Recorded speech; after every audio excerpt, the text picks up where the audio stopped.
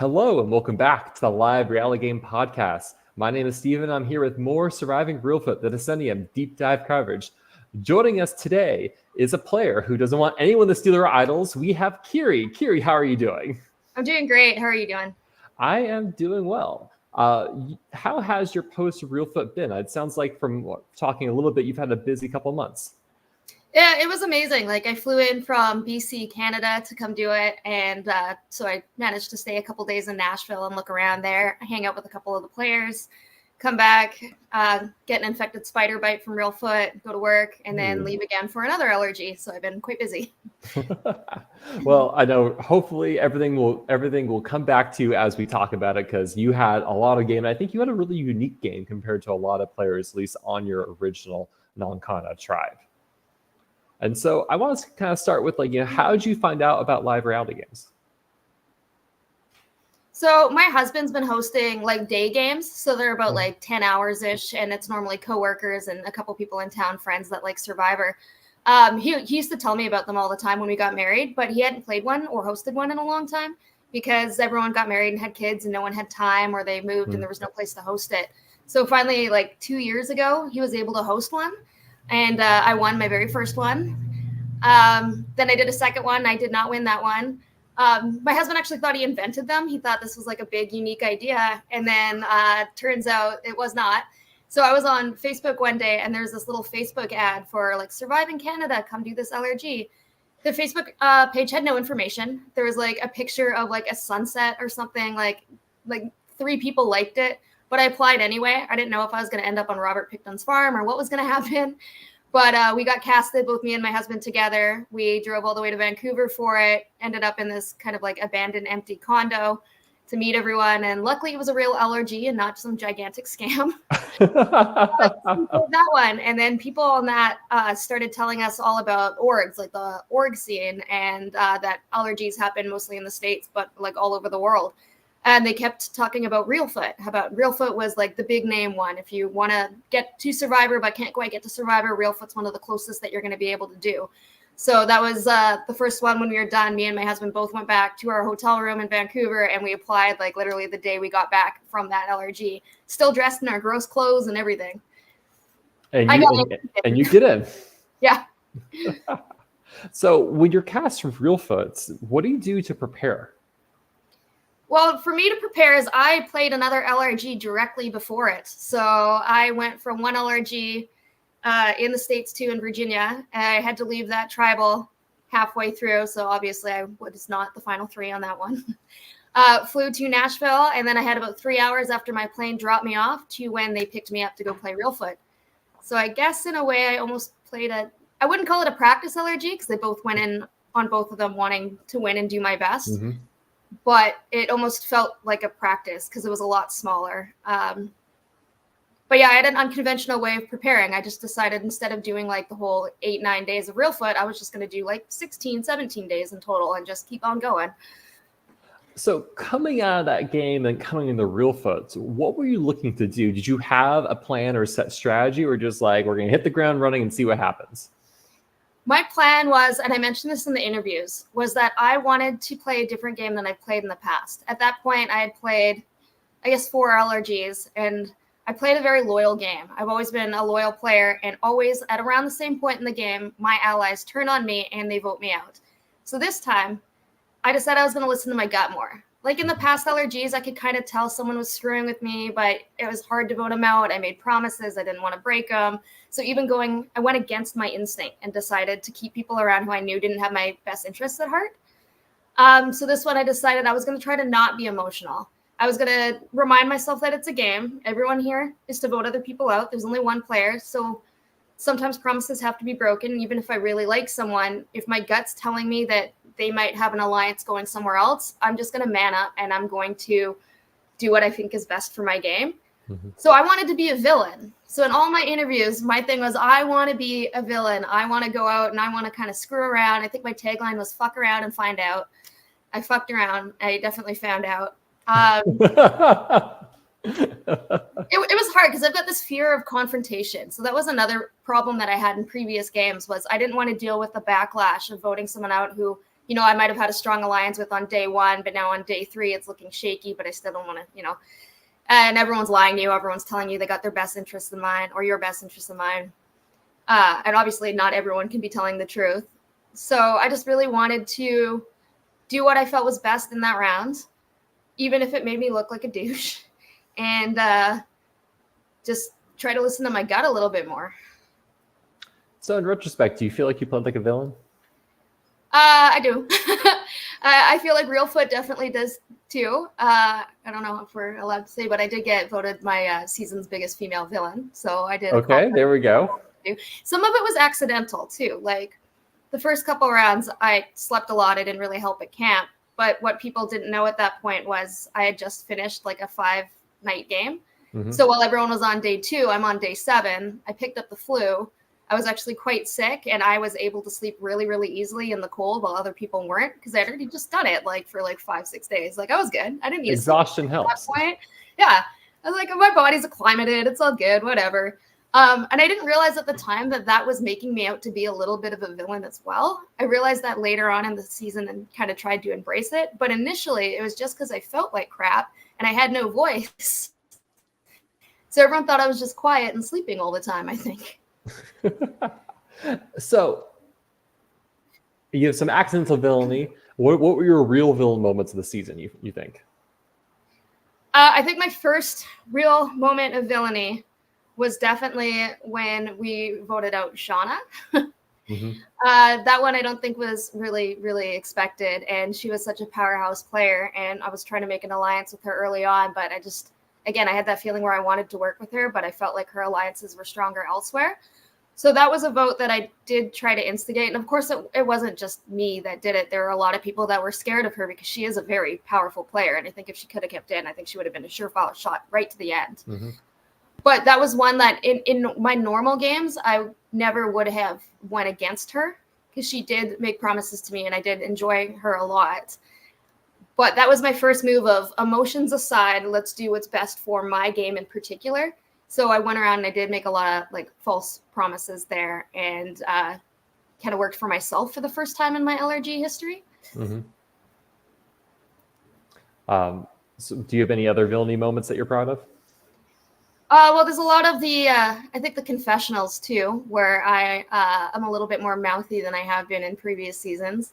I know the first couple days, I didn't feel like I had a tight bond with anyone. So there's a couple moments in my confessionals where I think I say stuff like God hates us and I just want a tribe swap. But ended up being okay. Yeah, no, I've seen that. I thought that was a villainy movement. And then I go back and it looks and everyone else had the same sentiment. So I guess we weren't really vibing as a tribe super, super well for the first couple days. I don't know. I made stories up about fake idols. I told people had stuff when they didn't have stuff. I snuck a little bit of extra food here and there. When I found idols, I didn't tell anyone. I think my villainy comes off not in acts of supreme deception or supreme lies. Yeah, the hot mess. Sandra acknowledging it was the hot mess tribe. Right? Yeah. We didn't find our common ground there for a long time. I promised my cat's life to Sandra, actually, that I wouldn't vote for her. And then I tried to get everyone to vote for her and definitely did vote to her. My cat's fine, by the way. It's over there, even though I did that. I think my supreme act of villainy was I was successfully able to play 2 sides for a long period of time. Mm-hmm. And I had some really powerful players and I had some players that, were kind of flying under the radar. And for a long time, people didn't quite realize that, I think. Mm-hmm. You mentioned that there's the past ways you played, you've always seemed to get in trouble at a certain point. What point is that where you've struggled in the past? I seem to either go really far right to the end, like final 3 to the end, or I get voted out around the 5th mark. I've never done I've never been 2nd or 3rd. I'm quite often 5th, mm-hmm. and I've been 1st a couple times. So I seem to either go one of those ways. But I kind of am notorious right now for getting out 5th, which is it was something I was trying to break in this game. I was trying to do a different move to see maybe if I lie to people a little bit more and I am a dishonest asshole, maybe I'll get farther than 5th, or maybe they'll catch on to me and vote me out really quick. Mm-hmm. My husband actually was like, if you go in and you play a villain and you actually lie to people, you're a terrible liar. So if you make it past merge, I'm going to be shocked. So do villains have more fun? It was fun. The hardest part was the aftermath, though, and like the feelings of guilt, and then trying to explain to people after who, even after the game, they still say that they had your best interest in mind, and maybe they did, and it just didn't feel like it in that moment. But it's always hard trying to explain what your intentions were during that period. Yeah. Especially for a long game that's as long as Reelfoot is. It's like a move on day 3 when I'm trying to explain it to someone, at the after party on day 9 or 10. There's a lot of emotions that you can't quite convey. And there's a lot of reasons for why you made the choices that you did that are just a lot harder to explain that long after so much else has happened. So it's fun in the game, but after, when you realize that some people might have been hurt by your decision, or some people really were batting for you and you betrayed them, that part's still like, I don't know if it's worth it. I still get a conscience after it, but I wouldn't lie and say it wasn't fun. Like, it definitely was fun. Yeah, it's definitely hard post game when you talk to a person and they say like, I was really with you, I was working with you, I don't understand why you did that. You're just like, whoops. Yeah. My bad. I find after the game, though, a lot of people tell you that they're all batting for you too, and you're like, well, statistically that can't quite be true, because that's not how it works. maybe people have revisionist history, who knows. Yeah, I mean, I think one of the fun parts was I've normally been a very passive player where other people make plans and I go with them, and this was the first one where I was outspoken. So when I mentioned something that I wanted to happen and then it actually came into fruition, obviously not because of me, it was other people wanted the same thing as me. But to be outspoken and then see it actually happen, you do get a moment of like, ooh, like I had a part in that. Like, my bad. So you mentioned that like you weren't feeling well at the start of Reelfoot. Were you already feeling sick coming into Reelfoot, or was that kind of like that first night it really hits? It was the morning of day 1. Like, I was all good when we got there. I was all excited. I went to sleep that first night, and then we had that, like crazy thunderstorm and stuff happen. And or was that night 1 or night 2? I can't even remember. Night 1. That was night 1, yeah. And I think it was that morning after that rainstorm, I woke up and like I couldn't talk much anymore, and I just felt like I got hit by a garbage truck. And a lot of my confessionals, I even like put them off. It's just like the mere act of like having to walk down the path and be alone, and or to make that trek in the wilderness was like so exhausting on my body. So I was really, really worried there. Like, going back and looking at some of the footage, I got like the worst resting bitch face. They're coming up on challenges and I just look miserable. Like, I wanted to be there, but it definitely doesn't come through on my face. I'm sitting there with like a pounding headache and my throat's scratchy, and it's so exhausted, even though I slept better than anyone else at camp. And but I didn't want to tell anyone, because you don't want to be voted out first. You don't want to give people excuse like, wow, you guys, I feel like I had the flu. Everyone's like, oh, Kiri has to go. She's volunteering. And like, I did mention it to production too, because I was worried, like, I don't want to spread it to everyone else. But the consensus seemed to be like, yeah, it happens. Just, power through it. So what day did you start feeling better? It was about day 4. Okay. Late day 3 or day 4. Gotcha. Which is a good day, which is the day that you decided to vote Oshana. So we'll get to that later. So you arrive at Reelfoot. Is there anyone you recognize, or does anyone stand out to in the kind of that pre-game period before you're put into tribes? Oh yeah, I kind of felt like there was going to be people that I recognized, but I was surprised by the people I recognized. Debbie was the first one. I shared a car ride over with her, and at that point, we're calling everyone Larry. We're not allowed to say names or anything, so everyone at that point is Larry. And I was like, well, I know this Larry. Like, I've played orgs with this Larry, and we kind of had that like eyesight where you make eye contact, and you're like, yeah, like we know each other. We couldn't really talk about it for a long time. And then my second one, when I walked up on the porch, was German. And at that point, like, I had Snapchat German, like, oh, I'm in Tennessee, but I didn't say I was like playing Reelfoot. And he sent me a message back that was like, that's cool. What are you doing there? And I just never answered. And then 5 minutes later, I walk up on the porch and he's sitting there with his phone on his lap. So he must have got the message while he was sitting there on the porch at Reelfoot. I just didn't say anything. So German was one of my ride or dies in Surviving Canada, and we worked really well together. So we had already did an LRG experience together, and we'd kept in contact ever since because we got along so well. So to see him there, I was really excited. Didn't know if that would continue, but it was just really nice having someone else there. And then the third person, of course, would have been Danny. Unfortunately, I never got to play with Danny. He was on the other tribe and he left before we got to merge. But I recognized him too. So we shared some knowing looks of like, hey. And so you find yourself on the pink tribe, the Nankana tribe. And so your tribe, you have Blake, Carl, Jeff, Jordan, Maddie, Sandra, Shauna, James, and Debbie. What's your thought of this group of people you're with? It was interesting. We all definitely came from very different perspectives and walk of lives and LRG experiences. Like you have Shauna, who's like amazing at Survivor Challenge. Some people I think played and they weren't quite open about it. Other people who've never played before or were like more experienced in orgs. I can't remember. I think I said it was my second LRG, but I didn't tell anyone that that wasn't true. And I didn't tell anyone that I had just come from one either. And then we're all like, you know, from different countries and different interests and different levels of like Survivor fandom. So for me personally, I did feel a little lonely on the first couple days because I didn't find like that person that you automatically connect with super tight, like not within like right away. There are people that like I really like me and Carl got along really well and we started working together instantly.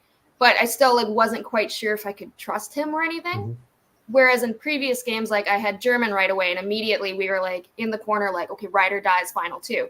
I didn't have that experience quite as soon as I normally do in LRGs. And then when I was watching other people interact, I noticed like I felt like I was left at camp alone a lot while other groups were going away. Or I'd come up and they'd go quiet. And you always know in Survivor, if people aren't talking to you, they're talking about you.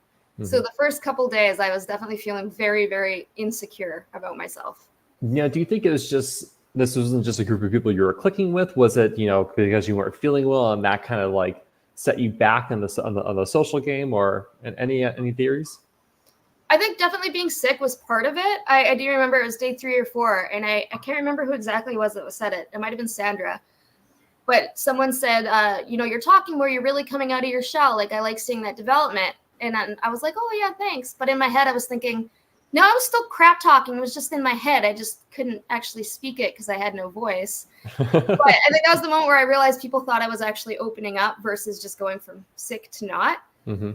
So in a way, I do think that helped my game because I normally come in very brash and obnoxious. I'm just an obnoxious person. So that helped. But it also did increase my paranoia. You know, you're not feeling well. You kind of might like overanalyze everything that's happening around you. You're already kind of in a bad mental state because you're sleeping without a sleeping bag, feeling like crap. You're getting hit by lightning. Like it's raining for 50 hours. Nothing has been dry in like, 60 hours. So I think I definitely did read into things a little bit more than I would have if I would have come in, fresh. And I think maybe coming from another game where I didn't do as good also probably put me in a heightened paranoia state. I don't know if that prepped me to be more, prep my mindset to be more in the game, or if it made me more paranoid and hurt me more than help me. Jury's still out on that one. And so when the game begins, your tribe gets their campsite. What were those opening hours like for you? It was fun. I remember I immediately went over to that book that we found because we had like this little info book, and it was about a lot of the wild animals that can hurt us, and what berries not to eat and what things we can eat. And there was a lot of facts about previous Reelfoot games, and I've watched enough Survivor and LRGs to kind of know that they wouldn't just have all this information out here for no reason. So I immediately started getting into that book. I had a feeling it was going to mean something later on in the game. So I think like the first hour I walked around with that book and I was like reading off all these facts. Like, did you know so-and-so saved a turtle at one game, and everyone played a fake idol in another game. And like, no one was really listening to me. Everyone wanted to build camp, which I knew I wasn't good at. So I wasn't really helping as much as like collecting sticks with one hand and reading off these like Reelfoot facts in the other hand. But it was really fun for that. And I think in the back of my mind, knowing like everyone's on day 1 and I'm on day like 6 already, like I like had this, cocky energy almost that was like, no one knows. I've already suffered through this. Like, let's go. Well, and that is going to help you down the road when you get to that trivia immunity challenge at the final 6. But we'll get there a little later. So your season has several different twists in play. First, you learned that there's going to be a redemption. What's your thoughts on that? I normally don't like redemption on like Real Survivor, but for this, I totally understand it with people coming from like Australia and Canada, and you pay a lot of money and you take time off work and you go down. And there's, I don't want to say minimum reward, but it's not like you're playing for $1 million. You're playing because you love the game. So to get voted out first and not have that chance to come back in when you've committed so much time and energy and money into coming out and playing, I could see like that would really suck. So I really appreciate when LRGs allow people the chance to like come back in and actually participate longer in the game than say like those 2 days. I mean, most LRGs you get 1 night free, not 2. You also learned that you have shot in the dark in play as well. Do you have any thoughts on that twist? Yeah, I like that one, especially because I got to play it later on. But and you are successful too. I was One of the successful. 2 successes of the season. Yeah, and I don't even think I needed to play it then. I'll get into that later. But that was fun because I wanted to do everything I could do on this game. So that was exciting to be able to do that. I like twists like that. I think my favorite part about Survivor and Reelfoot is, you know, you might seem to have a majority of, you know, say it's like 9-1 against one person. You walk in feeling super, super cocky. That person's going to go. You're super safe. All it takes is for them to play one idol or a shot in the dark or have some kind of advantage. And then your entire game's blown up. And if you don't have plan B, C, D, E, F, G, like that tribal goes completely to hell and it's complete chaos. And I find that fun. Talking about idols and advantages, are you actively searching for them, or is it like, you know, I just want to know where they are, or I don't want anything to do with them? I was searching for them. Before this, I had never found an idol or an advantage or anything, and I have searched hard at games, and I've given up really early hard at games. So this one, I was kind of the opposite. The first couple of days, I didn't look that hard. Like when Carl found his advantage and he knew where it was, I stayed seated underneath our little like shelter that we made. Everyone ran over there to dig it up, and I'm like, I'm not even gonna bother. Like, there's already too many fingers in the pot here. So I just sat and watched and waited to see who got it. It wasn't until about day 3 that I started actively looking. And I have a problem with being very like narrow, or I guess tunnel vision to go in. So I always forget when you go into challenges, there can be tokens, there can be advantages, there can be stuff at, you know, tribal. I never remember that until someone else finds it. And by that point, it's like too late. It's gone. They're probably not going to do it again. So this one, I tried to keep in mind of that way more than other games. And all it took was, I guess, the effort because it did benefit me this game. And lastly, you have fire tokens in conjunction with the outpost. What were your thoughts on fire tokens? That was fun. So I guess one of the things I forgot for my villainry was I had a feeling that the fire tokens were going to be a little bit more powerful near the end of the game. So I didn't get to go to the outpost that very early on. And when I did, I actually wasn't able to buy anything anyway. But I lied about my tokens. I hoarded them every time I found one at a challenge or anything. Like I started off with the initial one. I did find one at a challenge. I can't remember what challenge was in the grass somewhere, I think. And I didn't tell anyone. And there was one point where we all combined tokens to go buy something at the outpost that someone else went to go buy. And I said that I handed mine in, and I didn't. So I didn't have many, like I didn't win a lot to begin with. So I think I only went to the auction at the very end with like 2 or 3. Everyone else had like 8, 9, 10. Like I still didn't do great, but I would have went with 0. And I was able to buy a couple things. That villainous move did not work out in my favor as much as I thought it was going to be. I thought at the end I was going to have like 15 and be like a dragon hoarding all of them, and everyone's going to have like none. And I ended up still like sucking too much to have any. But it was fun because it did cause a little bit of distrust. There was at one point where I think, again, it was Sandra, I think, that realized we don't have as many tokens as we should. And then everyone's asking, like, where did they go then? And I'm like, I don't know. Like, so on that first day, you mentioned the alliance that you kind of have early on is with Carl. Was that something that happened immediate? Was that gradual over those first couple days? That was, I think, immediate. It was something where we looked at each other and we realized that we were kind of odd ducks out, just like physically with our appearance. Like we were both like there were a couple other smokers, but we were like the bigger smokers on the tribe, which had quit since. I think Carl did too. So go us. We were both change.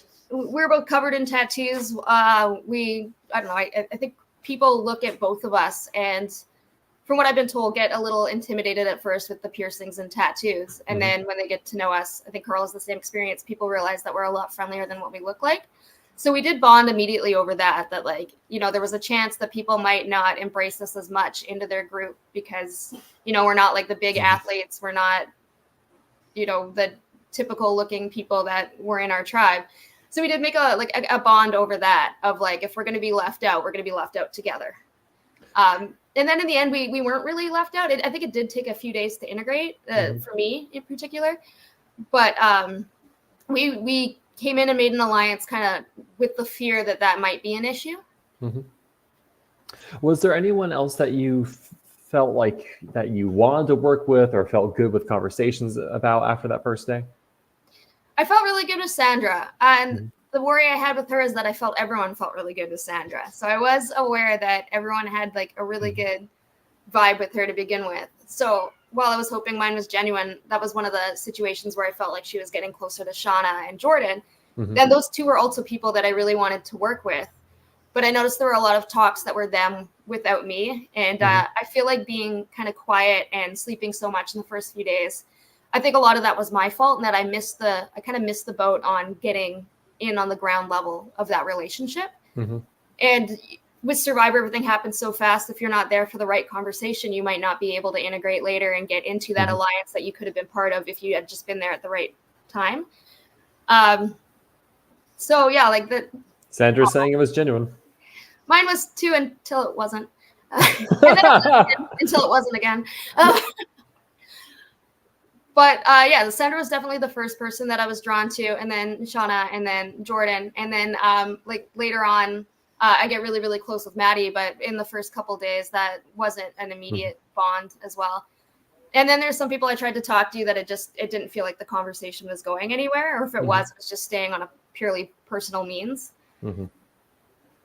How was that thunderstorm that first night, or the lightning storm that first night? That was the weirdest internal feeling I ever had. I was sleeping. I think someone actually had to wake me up for that. Yeah, so the rain was coming down, and I think they woke me up because we all wanted to crouch so everyone could come over and get some shelter. And when that lightning strike hit, it created such an explosion that I don't know if it wasn't as loud as I would have expected or if I just kind of tuned it out, but it was big fireworks, a big bang, and the rain was so heavy we couldn't see a foot in front of our face, so we couldn't actually tell which tree got hit. So we were really worried that if the tree got hit pretty hard, it could come down and fall on us. The trees were gigantic, and we were 10, 15 feet away from where we saw the gigantic explosion. I know like some people were like crying, and we were on the radio trying to connect, and with the rainstorm and the radio wasn't working that great. Everything was kind of broken up. I remember feeling like absolutely nothing. I had this thought go in my head that was like, there's a chance this tree could fall and we could be the first Reelfoot death. But there's nothing I can do about it right now. So it was like this weird sense of calm, like, oh shit, what are we going to do? So everyone was talking about, do we run or do we stay? And in my head, I'm just trying to like, if we stay, the tree falls or another tree gets hit, we could die. If we run, it's pitch black. It takes us 15, 20 minutes in good weather and we're all tripping and sliding anyway, even when we can see. What's the chances that we fall, we get hurt, another tree gets hit, or I don't know, like there's a tree downed. Like what's the chances we make it back safe? Like what is the best route to protect everyone? I don't know. It was like a weird paralysis where I almost wanted to stay for a long part. I think because the risk of going back, I don't know. I can't remember. It felt like 40 minutes it took us to get back. It was probably only like 25, but it felt like a really long time getting back. And the entire time I was thinking we should have stayed at camp. Like, this is too risky. Like, I feel like I should be terrified, but instead I'm just like steeling myself for the inevitable death kind of thing. I think the feeling didn't really, like, the feeling of fear didn't really truly hit me until we came into the clearing and they had the truck there waiting for us to pick us up. That moment when I knew we were like getting in the truck and we were going to be able to go to the house and we were away from the trees and potential fire and all that kind of stuff. That's when I finally took a breath and was like, holy crap, like we just got hit by lightning. Like, wow. But yeah, it was a weird delayed reaction. I don't know. Like it was like the fight or fight and I didn't do either. I just became a statue. I was sleeping on the porch. Terrible. That's about what everyone says too. It was actually way worse. I don't know. It was way colder up there. We tried to snuggle, but I don't know what it was. It was colder. We were sleeping on like the big logs. It's a beautiful cabin, but that porch is definitely not designed for sleeping. At first, when we thought we were going to get to make use of the chairs, we were all excited. And then when they kicked us off of those and sequestered us in the corner, we were like, oops, this sucks. Even I had a hard time sleeping there, and I was notoriously great at sleeping the entire time. And yeah, even that one, I woke up multiple times a night just freezing way more than I had, not only in this game, well, I guess it was night one, but for the rest of the game and the game I played prior. I think just being out in the open, it really was a different feeling. And to wake up and actually see the damage and to see that we still have to go back to camp over like 3 feet of water. None of us are dry. Everything at camp's screwed because we left in a hurry. Like there's no fire. Our clothes were still hanging up. It's still raining. Mm-hmm. Like it was a very disheartening experience. But at the same time, I was excited about it because that's what I come out to play for. Like I want to push my bounds. So I was like, on one hand, this is horrible. But on the other hand, I'm excited that this is horrible because if I can survive this, I've already survived a lot more than friends and family think I can survive. Because I'm kind of a little princess, so. There's some key events that happened that second day. You kind of mentioned it, like James and Sandra come back from the outpost. They share that clue with your tribe. There's a dash look for the idol, and Carl gets the idol. Was that good for your game, neutral for your game, bad for your game that Carl has the idol? I was excited. At that point, Carl was telling me I was the only person he was really talking to. And I think that might've been true at that point. So I was like, that's the best case scenario for me because he's the only one that's really coming up and expressing outwardly like, hey, I want to work with you. Mm-hmm. So like out of everyone, that's probably the best. Mm-hmm. And he did come up and he was like, I'm going to use this like for us. Somehow this will benefit both of our games. So I was happy that he had it. I was a little disappointed that it was publicly that he had it. Like that's such a big target to get on your back, especially like day 2 of getting the idol and having everyone there see you get it. So I was a little bit worried that there was going to be some backlash for that, especially since he hadn't been the one going to the outpost to find the hint anyway. Mm-hmm. But I do feel like at that point, that was the best case scenario for me. I don't think anyone else would have come up to me and been like, hey, I got this idol and this is for us as a team. Your tribe also loses a lot. You lose all 3 reward challenges. And this kind of gets the vibe we talked about earlier is like, this tribe is cursed, get me off of here. How are you feeling about your tribe and your prospects after losing all of those reward challenges? Well, I definitely can't crap talk because I was definitely an integral part of why we were losing a lot of those challenges. Why do you say that? I am not an athletic person at all. My running speed is that of a turtle. I have no lung speed from like a million years of smoking. Which, I mean, like, there's people like Carl who've had a million years more of smoking, and somehow that benefits him, and he's, like, the fastest runner out there. I don't know. That didn't work out for me. That's not how it came for me. So I wasn't doing great. Like, I wasn't out there hitting any home runs for my team at all. And then I'm coming back to camp, and, like, I'm trying to kind of chop up some stuff. I'm trying to carry the bigger stuff over. It's not working. I can't wield that machete worth a damn. I'm trying to light fire. It's not lighting for me.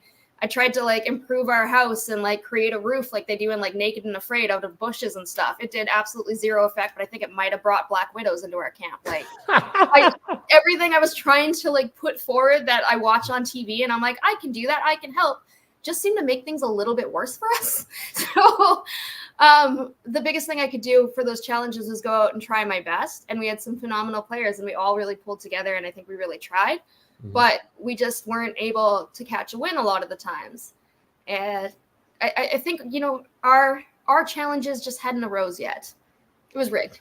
How would you describe the dynamic of your tribe from your perspective that second day? I think there was a little bit of moodiness for sure. I mean, there's no way to not be moody when you're drenched and it's still raining and you don't have fire. You can't make rice. You're losing everything. Like you just slept on a porch because your camp got hit by lightning and no one believes you. Like, so I think people were a little on edge in the beginning, which normally I think in LRGs, it takes a little bit longer to get to that point. But we were put under stresses that I think a lot of other people haven't been in different games. So we were all, I think, trying to look for a reason to vote out everyone but ourselves.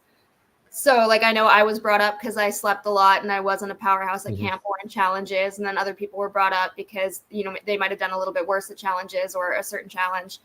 And then other people were brought up because they were doing great. It was like a little bit of a worry of like, oh, they're going to do great. They're going to knock out all of us kind of like suckers that are at the bottom. And then they're just going to take control of the game. So maybe we should be proactive and prevent that. So I don't think anyone was safe in that beginning couple stages, except for maybe Carl with his idol. Who did you want out at that point? At that point, see, like this is my like fear of confrontation because everything's already happened and it's already been discussed, but it's always like awkward bringing it up after. At that point, I was on board for Debbie being the vote, and for that, it wasn't necessarily because of the challenges. Like I said, I wasn't doing miles better at them at all. I feel like the environment really affected her a little bit, and we were all kind of getting that vibe that she was a little bit. Her head was more about the rain and the bugs and like the kind of crap we were sleeping in. Yeah. And that might not have been true, but that's how it was perceived by a lot of us. So that was kind of the easy name that came up in the beginning. It was like, yeah, the rest of us might not be doing great in certain aspects, but she doesn't seem to be really enjoying herself. So maybe that's a good first vote that would be easy to gain traction, I guess. Now that, because we're looking backwards with perfect knowledge, what would have been the best vote for you? Like, what would be your, knowing what you know now, what would have been your ideal first boot from the Moncana tribe? From their perspective, probably me, because I wasn't helping that much. But I don't know. I'm trying to remember like all the feelings and emotions that were going on there. I think if we had known that Blake was coming in with the idea of stealing our rice and taking the fuck around and find out even harder than I was, I think that probably might have been a direction that people would have went in. But at the same time, I'm kind of glad that didn't happen because it was really fun to have some of that chaotic. So you lose that first immunity challenge. You're going to have tribal council the morning of day 3. At this point in time, can you rank for me the players in your tribe from most important to least important to your game? Oh my gosh. I'm trying to remember who's left there. I think like Carl was pretty up there because of course he had. Oh, that's the first player. I'm just playing one. Oh, okay. Yeah, sorry. I'm trying. I'm gonna like forget someone here. Yeah. Well, like Carl had the idol, and he, of course, kept promising that it was. Hold on, I'm gonna go to this. I sent you the wiki if you want to cheat. Oh my gosh, it's been so long that I have to cheat. That's really sad. Oh, I haven't actually seen this wiki either. That's awesome. So. Carl's definitely up there at the top because, of course, he had the idol. He promised that he was gonna like use it for us. I was hoping that was gonna be a thing. And then we got like Sandra, Shauna, Jordan. I really wanted to work with them. I think Sandra would have been second, and then Jordan and Shauna. I don't know, pretty close after that. I just couldn't really get a vibe of where they were going in the game. I knew I wanted to work with them, but I wasn't sure if that feeling was reciprocated. James, I was starting to get to know quite a bit, as well as Blake. We kind of had a joke there that Blake was going to be like my pool boy because I was kind of inviting everyone to come hang out with me in Nashville after already. And he was contemplating it. And he was going to be my pool boy because he had the little Speedos. He was going to come serve me drinks with the Speedos on. And, I was going to be his wingman. And then let's go. So you have Debbie, Maddie, and Jeff. Yeah. Debbie, I just wasn't getting a lot of game talk with her, and same at James. So I feel like those would have been at the bottom for the most important in my game. Those are people I was trying to talk to, but it never progressed to any game talk. And a lot of it was, we'll talk later. Like from James, I kept getting I want to work with you. Let's talk later. And then that later would be like the next day. And then we'll talk later. And then that would be the next day. And then people are coming up and being like, well, James is talking about you. So there was never that next day. There was never that conversation. And Maddie at that point, I can't remember if we really had any good chats there. So I don't think Maddie and I had really connected yet. So he would have been down lower at the bottom as well. What about Jeff? Jeff was moving his way up there. Like Jeff and I, we didn't really connect till later, but he was moving his way up into like the Jordan Shauna ranks because we were starting to get along really well. Like we both found that we've got kind of like a little bit of heritage in like Eastern Europe and that. Like we got like parents are from like Russia and I can't actually remember where his parents are from, but like a similar era or area. So we were starting to connect there a little bit. But he was another one where I was trying to talk game and it was a lot of group chat, but there wasn't a lot of one-on-one connection yet game-wise. So he was kind of floating in the middle. Another person that I was kind of feeling out and hoping to go farther with. So how was the scramble of night 2, morning 3 before the Debbie vote? Was there a lot going on for you? There was. I mean, everyone had heard their name out, so I think everyone was paranoid. I think the only person that was probably confident was Carl, but now that I look back on it, I think he was worried that they were going to try to flush the idol. So he was kind of like, do I play it? Do I not? Luckily, he wasn't in danger. So I'm glad he didn't play it then. We had kind of come to a name. Well, our tribe was actually kind of unique in that we didn't plot a lot the night before. We went to bed a lot. And I don't think this was just me sleeping and missing it. I would wake up quite a few times throughout the night and everyone would be sleeping. It was kind of in the morning when we were all a little bit more refreshed and a little bit less moody that's when we started talking and trying to decide where to go. So at least on my end, that was where the bulk of the conversation came from. So I went in feeling okay, kind of confident, but I did know that my name was out there. I just wasn't sure how much traction it was picking up at that point. And I think that's also, the sickness is still there and I was getting overly paranoid as well. But I know like the other tribe mentioned that we weren't as chaotic when it came to like the nighttime to daytime tribals. We were a lot, let's go back, let's eat, let's kind of talk about our personal lives, get to know each other a little bit better, go to sleep, and we'll deal with it in the morning. Whereas I know the other tribe was like mad scramble, everyone with a flashlight running off into the woods in the middle of the night. So I don't know, I think we lucked out, or at least I lucked out in that environment that we just managed to hold it together until the morning. So Debbie goes out in a 7-1 vote. Your name is not brought up at all. How are you feeling after this vote? I was relieved. I mean, every time you hear that you're like, I was sad to see Debbie go, of course, but in a game where there's one winner, whenever it's not you, there is that sense of relief of, oh, thank God. Especially when you heard your name was out there. I had people telling me that, oh, you have nothing to worry about, but it's not until that first tribal goes by and you realize that those people were telling the truth that you can kind of start developing a gameplay and trying to figure out how they speak to you when they're lying versus telling the truth. So it was a relief to know that the people I was talking to were being honest. But then in my head, I was like, I have to remember how they told me that. So in the future, if they tell me that same information, but display it in a different way, maybe that's when I should start being worried. I was also trying to really downplay my paranoia because it was a joke between me and German and Surviving Canada that I was the most paranoid player out there. And that every tribal, no matter, even if my name was never mentioned, I would always be walking to tribal like, it's me, isn't it? Just tell me. And like German was getting like annoyed with me, like, it's not you, shut up. Like, it's gonna be you. I'm gonna vote for you if you don't stop saying this. Like, and that put a target on me quite a few times. So this time I was trying not to express my utter fear and paranoia as much every time. But yeah, it was a relief to know that your name wasn't out there. I knew I underperformed in challenges. I knew I slept too much and I knew I wasn't helping out at camp. So in my head, I was also like, why wasn't my name out there? Like, I would have put my name out there.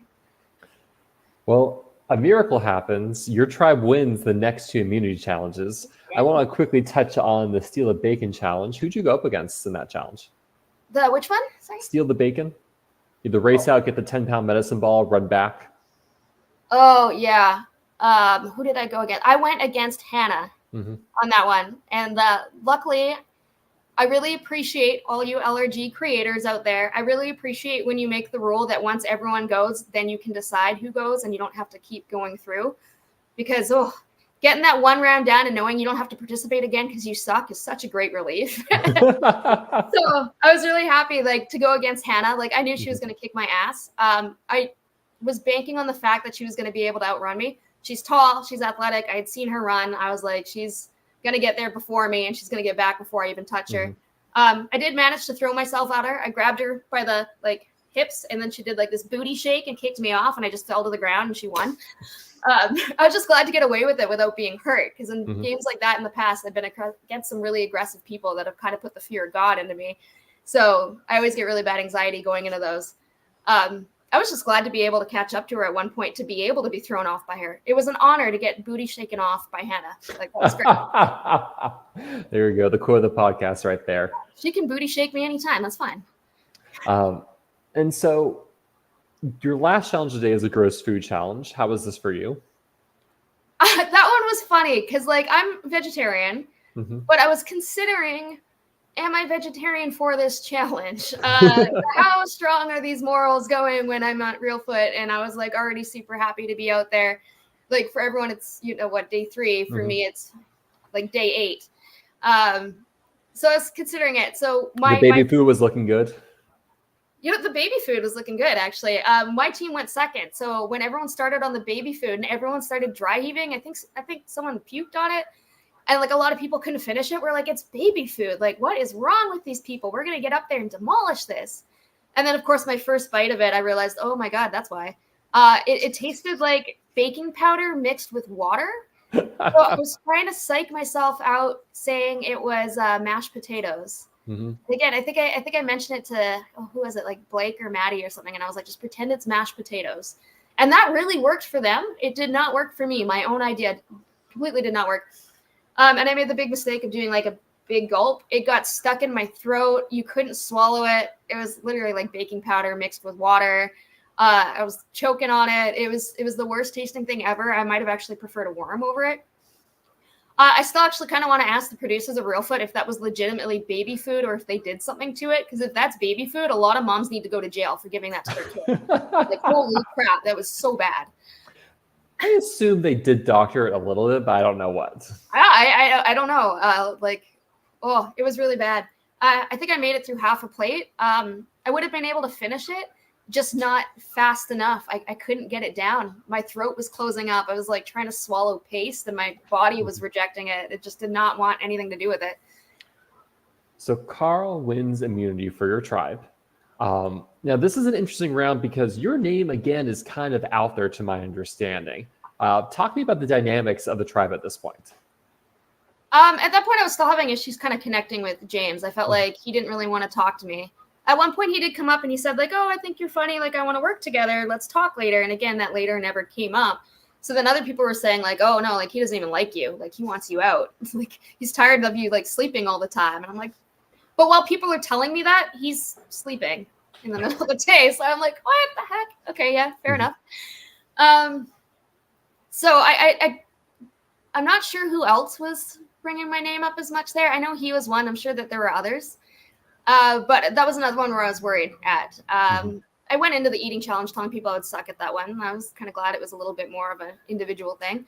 But again, I didn't help any at the Steal the Bacon challenge. So I was still sleeping a lot. I was still not feeling great. I was still like not able to light a fire, you know. So yeah, I was definitely concerned for myself there. And Carl was trying to calm me, but I definitely had my concerns. And so who were you looking to vote, or what names were you hearing? Oh, I'm trying to think for that round. It's hard to remember now. That round, I'm trying to remember who did go out. Oh my gosh. So James will be the vote. It'll be 7 votes James, 2 votes Shauna. Blake and James vote for Shauna. Right. Okay. Yeah.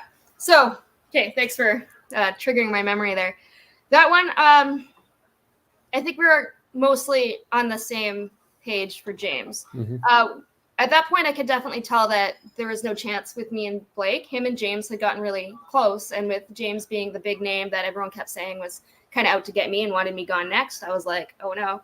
Which, I don't know, maybe not have been true because they voted for Shauna. So that could have all been a lie as well. But people were a little bit concerned that, you know, again, I guess going back to the Debbie thing, that maybe James wasn't enjoying himself. He was taking our losses quite hard. And I mean, like, we were all really disappointed, but we were a little bit worried that he was taking a little bit harder than the rest of us.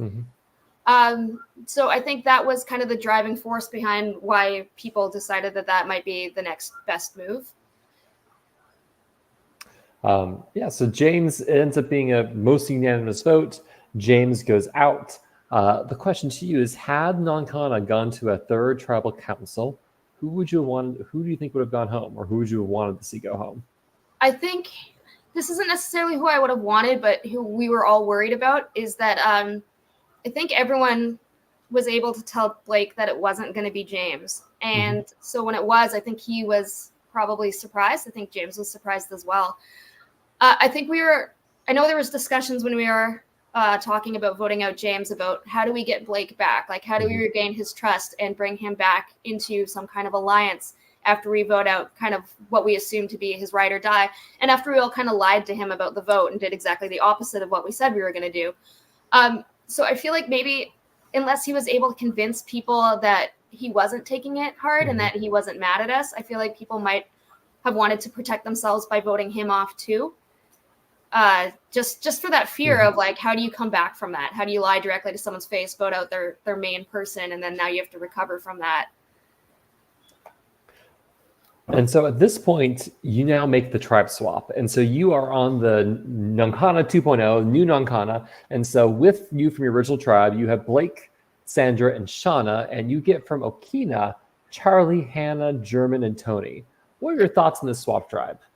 My first thought was German, yay! I had no idea if he wanted to continue that ride or die thing that we had last time. Like I said, for like Surviving Canada, we never voted for each other. We always were honest, and I don't know. It hasn't come out yet, so unless something comes out where he actually did screw me in some roundabout way that I didn't know about, and then we were pretty honest with each other. But like, I was also a little bit scared of German because I know he's a great player, and I had a feeling he might not play the same game twice. So that was a little bit of a concern as well. But I was going in positive. I think my first filmed interaction with each other was us both kind of squealing on the inside and trying not to make it look obvious to everyone else that we just wanted to hug each other and be like, yeah. And then he kind of dropped the bomb that Hannah was his number one. And I'm like, oh no, that sucks. Too bad. So I immediately knew I wanted to get in with Hannah. That seemed like a good trio as well. For who else was it? Charlie and Ethan. No, so you had Charlie and Tony. Oh, Charlie and Tony, yeah. Charlie was really fun. Charlie reminds me a lot of my little sister too, and it was kind of I don't know, I just felt kind of an instant bond. And I don't know if he felt it with me right away either, but I was really excited to have Charlie there. And then Tony was an interesting one because there was rumors on our tribe before we swapped that Tony was kind of running the tribe over there and was a big name. So when he came over, it was exciting, but we were interested to see his gameplay. And then when I was trying to talk with Tony, it kind of felt like a James thing again, where we couldn't quite break that wall to talk game. And unlike James, I never felt like Tony was throwing my name out. Or Matt, he didn't know I slept for the first 3 days, so he wasn't mad at me for that. But we had a good chat about just personal lives and stuff, but neither of us seemed to want to break that wall to bring up gameplay. There was a little bit of awkwardness there for whatever reason. So that was my first worry too. You get this, people have kind of made him into this powerhouse of a myth, and then he comes over and he doesn't want to talk game with me. Or maybe he did and he didn't want to bring it up first, and I didn't want to bring it up first. Maybe if one of us would have broke the wall, it would have been a great duo. I don't know. But yeah, that definitely put me on edge a little bit. I was like, oh no, I might be at the bottom of this as well. We tribe swap, and I still might be feeling like I'm, the next one here to go. So from your original tribe, right, you have Blake, Sandra, and Shauna. Are these the ideal three you want to be swapped with, or what would your ideal people to be swapped with from your tribe be? Well, I would have liked to be swapped with Carl, right? He had that idol that he said he was going to play to benefit both of our games. So I was I was kind of relying on that because I was feeling a little bit low and on the bottom and disconnected there. So when he left, I'm like, oh, well, there goes that. Hopefully the other tribe likes him and he doesn't have to use it on himself over there. But other than that, I wasn't 100% sure where everyone was going. So I was okay with the tribe swap. I was okay to try to find new ground and see if I could find a new connection with someone that I was hoping was going to save me. Yeah, because your tribe is in a 4-4 situation. Is your in first instance I need to flip, or let's see if someone flips to me? You're Blake is an easy target, Tony's being sketchy, maybe there'll be easy consensus votes. What were your thoughts initially? I was hoping we could all band together. I did flip on this one. This is the one I believe that you will because you'll vote out Blake, then Shauna, and then Jordan, but not yet. Yeah. Okay. Yeah. Well, I didn't immediately flip too. We were all open. I think we were all trying to see who the weak person was on each side. And I know my name was mentioned to them. They brought it up to me. Like I think Tony was also initially a target because people were worried about like him just being like really good at the game. Blake was still a concern, of course, because of the James thing. We were worried Blake was going to go over to the other tribe, obviously, like the tribe that hadn't just completely betrayed him. So we were concerned about that as well. I don't think there was an immediate consensus of let's flip, let's not flip, let's stay like non-Kana strong, let's not. I think we wanted to at least like play a couple challenges together and feel each other out and kind of see where those dynamics were going. Well, you win your first immunity challenge, and then you arrive for the next immunity challenge for a couple things. First, you see that Jeff has been voted off of the Okina tribe. Did you have any reaction or thoughts to seeing Jeff gone? Surprise, because Carl went over there about wanting to keep our kind of group kind of stronger, and we were all excited about like the flip kind of being almost even and stuff. So that meant that someone over there would have had to betray first. I mean, so yeah, that was a big surprise. We did not expect Jeff to go, especially because when he was over on our side, he wasn't a big name that was being thrown out. So we didn't really expect him to be like the immediate target over on the other side. At least I didn't. So that was a huge shock. And then like he's a fierce competitor too. So at the same time, we were like, okay, well, he's got a good chance at the battle back. So maybe all's not lost. But like he was someone I wanted to develop a further relationship with. So when I saw that he wasn't out, I was disappointed for sure. And then you have the mutiny occurring. Were you expecting this? No, someone had to explain that one to me. I actually don't watch a lot of like Survivor on CBS. So I was like, I don't even know what this is. Do they even do that on Survivor? Is that? Not really. I don't think they've done a mutiny since like the 10s. They don't really even do tribe swaps right now. So it's I rare. hadn't seen that before. I hadn't seen it before in any other LRG that I've played or like an org or anything. So I had to like whisper to someone and be like, what just happened? Like someone break this down for me. Like I'm 5, I'm confused. Yeah. So Hannah hands a mutiny advantage to Melissa, who hands it to Tony. And with that, Tony leaves your tribe and joins Okina. And Jordan then mutinies to your tribe. And so there's been a reshuffle. So now your tribe has 5 original non-Kanas. You, Sandra, Jordan, Shauna, Blake, only 3 original Okinas, Charlie, Hannah, and German. What were your thoughts seeing this new group of 8 you're with? Well, I was stoked that we had one of our originals come back. And like Jordan was also someone, like I was saying with like Shauna and Sandra, that I was hoping that there was going to be some kind of thing between us that never quite developed, at least not in my mind. So I was excited to see her come back. But on the other hand, like Tony was a big name that was being mentioned out. If we lose, like maybe that's the route we should go and we should take out a big threat. So now we lose someone that could have been almost the surefire vote out. We get someone back, but now I'm like, oh crap, like now that could be me again. So it was great. And it was also worrying. At that point, I had no idea what direction anything was going to go in like that. It was one of those things where we kind of almost had a game plan, and then that happens, and now our game plan is destroyed, and we're back at square one, and all of us are sitting there like, well, shit, like now what? You have that Crate Endurance Immunity Challenge. Who were you partnered with? Oh, yeah. So that was, I went with German. So I had done that on my last game that I had just come up with, and I had actually got second. I don't even want to say how I lost in the other one. So someone moved something in my basket and it fell over, and it was a little bit of a controversy. But like I had gone quite a long time and I was doing really good at it. So I was actually quite confident for that one. So naturally I'm the first out for this one. This teaches me for going into anything ever saying like, guys, I can do this. Because the moment I say that, I can't. But then again, like when I did it in the previous game, I think we lasted for like 55 minutes. Everyone else was out and it was just me and the other team holding on for like the last 10-15 minutes. So I kind of expected that to go the same way. I guess I momentarily forgot I'm on Reelfoot with a bunch of people who mean really, really damn good business. I don't know, German and I tried a couple techniques. We didn't have like we weren't targeted as badly as other people were in regards to weight being put in our basket, but we definitely had a lot more than some people did. Mm-hmm. And at one point we just slipped up, tried to get a comfortable spot, didn't quite work for us, and we unfortunately dropped. And of course that put fear into me because I went into that challenge being like, guys, I know how to do this. I just did really good at this. And then I'm the first one out. So I was like, that could easily be used against me to get me out next. And so you're trying to lose this challenge. Talk to me about the strategy here and deciding like who is going. Is it Nankana? Is it Okina? Are lines already blurred?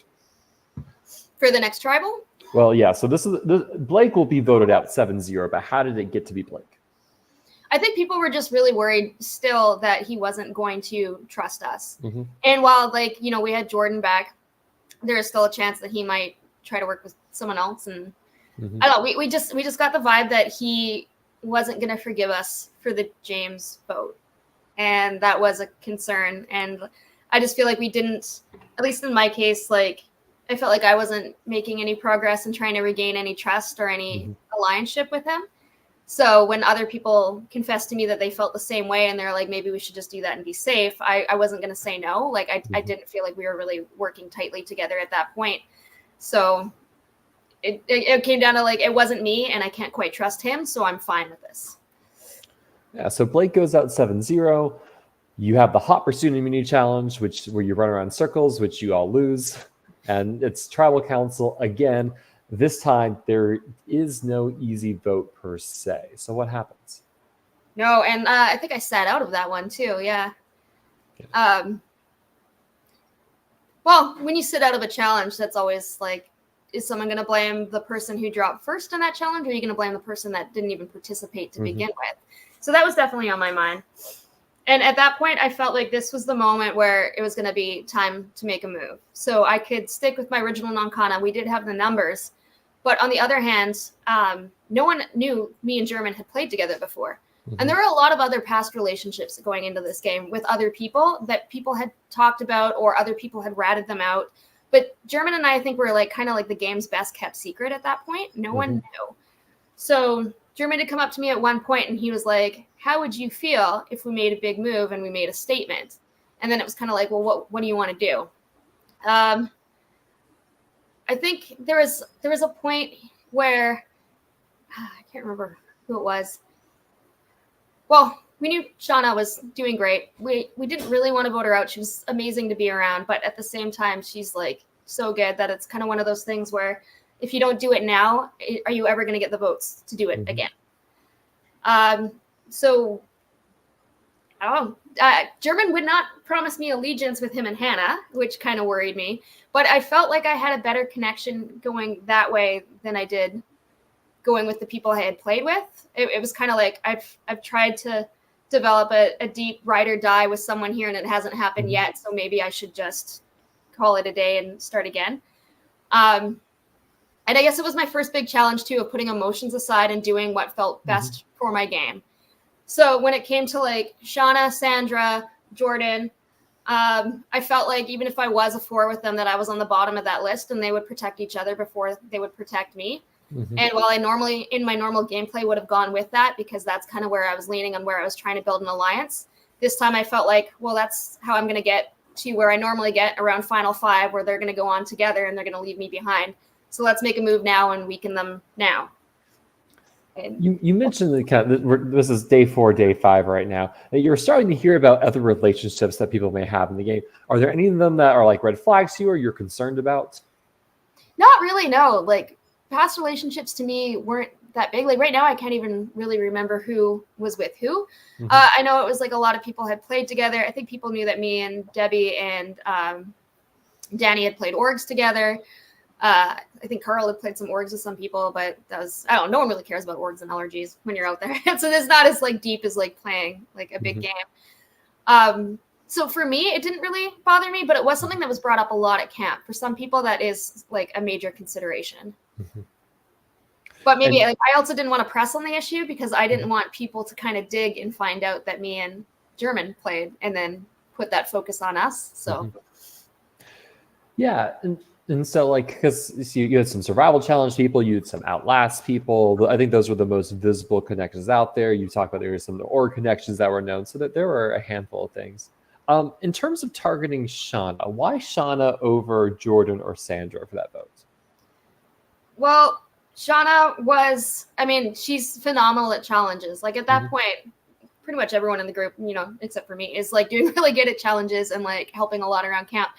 But like she, I think, definitely stood out as, you know, she won survival challenge. That's one of the most intense games out there. She was keeping our camp alive, which is really great. But I know going into like individuals and stuff, people are going to want to keep her because like she's keeping our camp alive and stuff. It's really hard to get the votes together for a person who's so beneficial for your camp and so beneficial for your challenges. So when the name was brought up, I kind of thought in my head, this might be the only time that people are willing to take a swing at her. And if not, she's going to fly past through every other tribal because no one's going to want to get rid of someone who's like, I don't know, such a help, such a benefit, like someone who's so nice to be around, both like in game and just personally.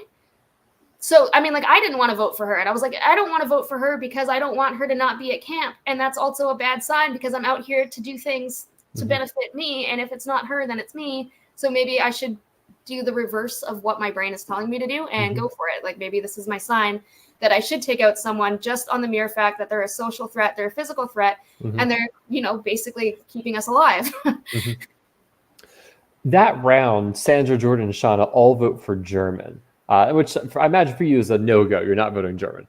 If they had been targeting, let's say, Charlie, do you think you would have been more open to sticking with them? No, because I feel like we had a couple rounds of easy votes. And I mean, like, sure, you know, Charlie's name's brought up quite a few times throughout the rest of the game as well. And I felt like that's another delay of, like, we're getting close to merge. It's going to be merge pretty soon here. Personally, I want to go against other people who aren't that great at challenges at merge because I'm not winning immunity against Shauna. Like, no way in hell. We're getting farther and farther in the game. We're going to have a merge feast. We're all going to be revitalized. Like, this rice isn't going to be as important soon. All this kind of stuff isn't going to be as important soon. Instead of going the easy vote, like it's felt like for the last couple times where everyone was basically almost unanimous except for those left out. Let's make an actual move here. So I feel like if we would have voted out Charlie then, we would have lost their chance to get out a big player. And then that would have continued the trend of like the easy votes. And I'm an easy vote out. And I want to break that trend. Like, let's stir some shit up. Let's do something a little different here. So when you end up, this is an interesting vote because you vote with German and Charlie, but you don't tell Hannah. Yeah. Can you talk to me about that decision? We were worried that, like, Hannah reminds me of me in previous games where she's really loyal and kind of afraid to make moves because you're afraid of like hurting someone's feelings and the aftermath. And like, she's a really sweet person. I think I said in like one of the videos that came on TikTok, if you asked me what her name was, I would say Hannah because she just looks like and she is a really, really nice person. Like, she's so sweet. And we're asking her to vote against someone that she was developing a connection with. And we were either worried that she was going to feel just really badly about it, or she was going to go tell her and like just not do it at all. But either way, I think me and German in particular, we decided that it would probably be better to not put her in a position where she felt like she had to lie to someone. We thought we had the votes without her. So it was kind of a don't ask for permission, ask for forgiveness. So we came up to her after and we just told her, like, we know that you didn't want to vote her. So we didn't want to put you in that position where you would like create bad blood with her or within yourself or like, you know, just have a negative experience playing the game because you feel bad. So I was willing to take the brunt for that one rather than put her in a position we knew that she didn't want to be in. In retrospect, do you think you should have told her or? I don't know because I don't know what she would have done. I would like to think that. I'll ask her next week. Yeah, we'll ask her next week. I'm not sure what she would have done. I do worry that she would have felt bad because I remember she said that she like made a promise towards Shauna, I believe is what happened. And she came out with the idea that she didn't want to break promises or she wanted to at least wait until she had no other option. And at that point she felt like she had options. So I don't know if I would tell her going back. I I feel like she understood. We explained to her after why we did what we did, and I feel like she understood that. If I remember correctly, I think she said like she was kind of happier it went down that way. Mm-hmm. So I don't think I would have changed it if I could go back. You mentioned feeling that you were in the bottom of the four of Shauna, Jordan, Sandra, and you. Now you're with Charlie, Hannah, and German, all original Akina. Are you feeling in the bottom of that four, or what was the order, or the pecking order of that group of four like?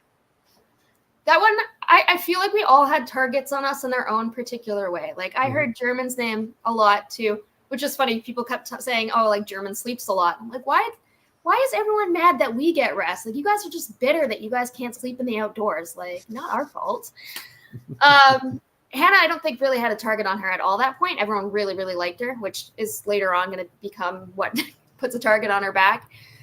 Charlie, people were worried that Charlie was going to flip. So I think both sides were a little bit wary about him because he would commit to stuff, but he would get really, really anxious over it. And we were worried that he would, make a last minute decision that wasn't what anyone had discussed kind of thing.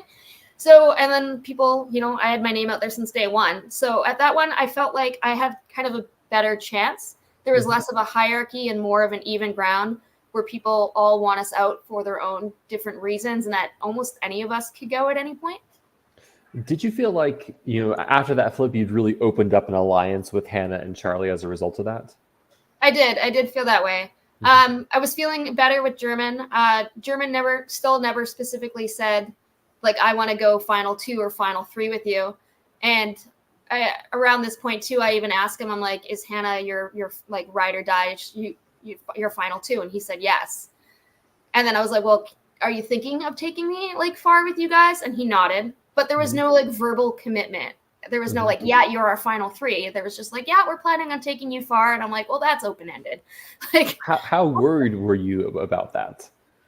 I was pretty worried, but I felt like that there were targets that we all had like a mutual understanding about now. So I kind of felt like it was something I would have to deal with later on in the game, which I did attempt to remedy later on in the game. But at that point, I felt like that was going to be a problem for future Kiri. Like, I felt better with my standing with them at that point than I did with my other alliances. So at that point, it just seemed like to take note of it and keep it in the back of my head and never forget that I might not be that final 3. But, You mentioned earlier you were trying to guess when the merge is going to be. When did you think when did you think the merge would happen? Final 12, 11, 10, 9? Well, we were thinking, oh man, how many of us? There's 20 of us going out there. We were kind of thinking 10, but then we knew there was a battle back. We didn't know if the battle back was going to be 1 person or if it was going to be 2 people. So we were all kind of debating anywhere between like 8 to 10-ish. Like maybe we go down to 8, 2 people come back, we make it 10. That would be brutal. That would have been brutal, but it's Reelfoot. Reelfoot is absolutely brutal. So we were like, that probably won't happen, but we can totally see it happening. We were kind of hoping for 10, but then we're looking around our campsite and we're like, can we fit 12 people here? Like we could barely fit 10 people here. Now we got to do like 12. Like, so we were all kind of feeling it was going to be the day that it was. They almost tricked us out of that one. But we all, I don't know. I feel like we were all hopeful for a lot of things throughout the game that a lot of times there was a twist that made it not quite what we were expecting. So we were all wary at the same time. But we all had a pretty good feeling it was going to be around that time, I think. You lose the next immunity challenge, and you and Hannah go to the outpost. Though I think what you said earlier, not much happens for you here. No, and no one believes us that much happens to us, especially Sandra. Sandra definitely did not believe us. I think she still doesn't believe me, actually. So we go out there, and there's this wrapped up advantage or idol or whatever it was, and we have like, I think we got like 3 tokens between us. At this point, I'm actually kind of considering putting down my tokens, which still, even if I would have put down my hoarded tokens, we still wouldn't have had enough to buy it. So I was considering telling Hannah, like, hey. Sandra still doesn't believe you, by the way.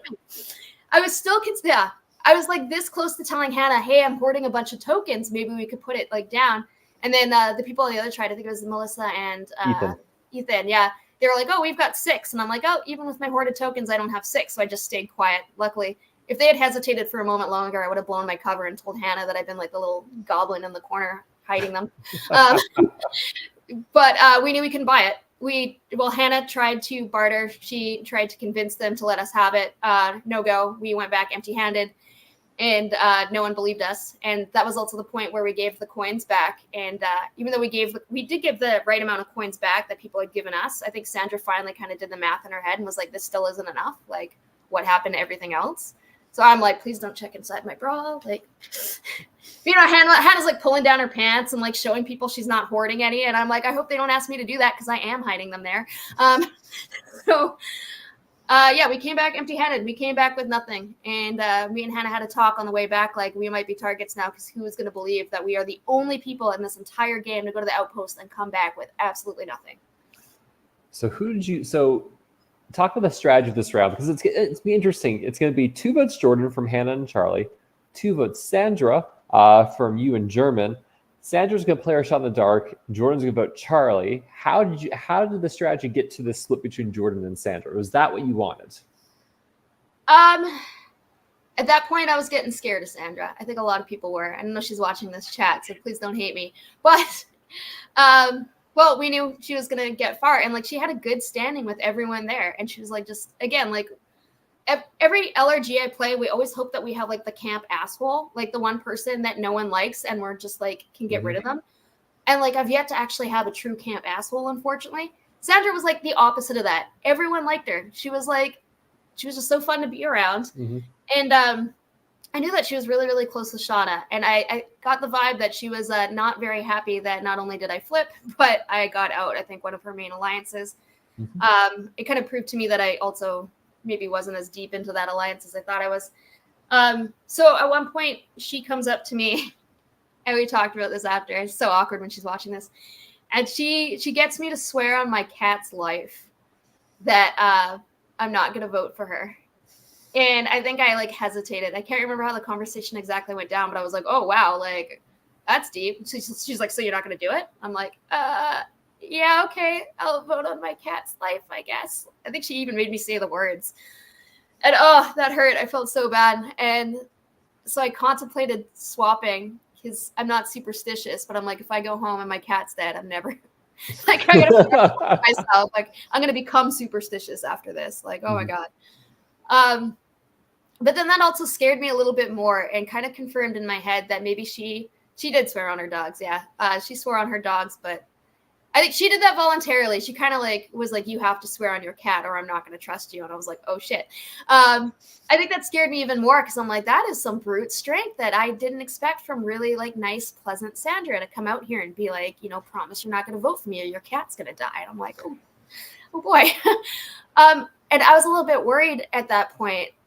I think that made me more worried because I'm like, if she's willing to go to like that level of negotiation with me, where's she going to go with other people? And I just betrayed her. And now she's coming out not only as like super nice, everyone likes to be around her, Sandra, but she's fierce as shit. And she's here to mean business. Maybe she is a good idea for the next vote. So yeah, I guess that's where I went with that one. We were all still scared of Jordan too. But I think our bigger worry was that Sandra's really good at talking to people. And we had the feeling that if she wanted a vote done, she was going to be able to be kind of like a mob boss and be able to talk almost anyone into voting her way. And at that point, with me voting out Shauna, I'm like, that's not good for me. So had the vote tied, so let's say Sandra Shot in the Dark does not work, and it's a tie vote between Jordan and Sandra, what happens in the revote? I can't even remember what the plan was. I can't remember why people went Jordan. Oh, this is like, maybe, I don't know, Sandra can comment on that. I guess probably not, because considering her name was out there, she probably wasn't part of that conversation. I mean, on the revote, who would you have wanted to see go home between the two of them? I was more scared of Sandra than I was Jordan at that point. Okay, so I knew Jordan was also super pissed at me. I was worried about her, but I don't know. I think I was a little bit more concerned about Sandra at that point. Yeah. So Sandra plays her Shot in the Dark. It is successful. Jordan goes home with 2 votes. What is the aftermath of this tribal council like? Well, personally, I'm like, oh boy, like Sandra's going to know that I swore on my cat's life and I did not do what I said I was going to do. So that sucks. I also just voted out Shauna, and now I made accidentally Jordan's going home too. So that group that she was working with has dwindled down very, very small. So I was definitely concerned that there was no coming back for me and Sandra's relationship there. Mhm. So I don't know what everyone else is thinking at that point, but at that point I was definitely like thinking that I made a huge mistake. I was completely worried that I had just screwed up my entire game and Sandra would be coming at me with the full force of the sun. But like Sandra and I talked almost immediately after that, and she was swearing that she still wanted to work with me and that we could repair this. Mhm. So then I started looking at it from a different perspective. I'm like, we accidentally just kind of took out her whole alliance there, that we know of. So maybe there is hope that we can still like mend this and create something that ends up being a powerhouse, which I'm glad I didn't let my paranoia and doubt take over too much, and that I did choose to believe her when she said that she still wanted to work with me, because that's kind of exactly what ended up happening. Yeah, because what's fascinating is like at this point you are a tribe of 5. This 5 will be 5 of the 6 Breakfast Club members, and like Sandra and you work later with Shauna as well at the merge are both players you voted out who then come back to work with you all still. Why do you think that was the case? I mean, every tribal was such a gong show after that one point. Like we had the first easy ones, and then after that, everything was going sideways. I think at that point, it was kind of the idea of you have to do what you have to do to survive. And sometimes that means making new allies out of people who previously weren't working with you. I feel like we all had like open conversation where I did mention that I was on the bottom. Of course, everyone's going to be like, you weren't on the bottom. We were like 100% with you.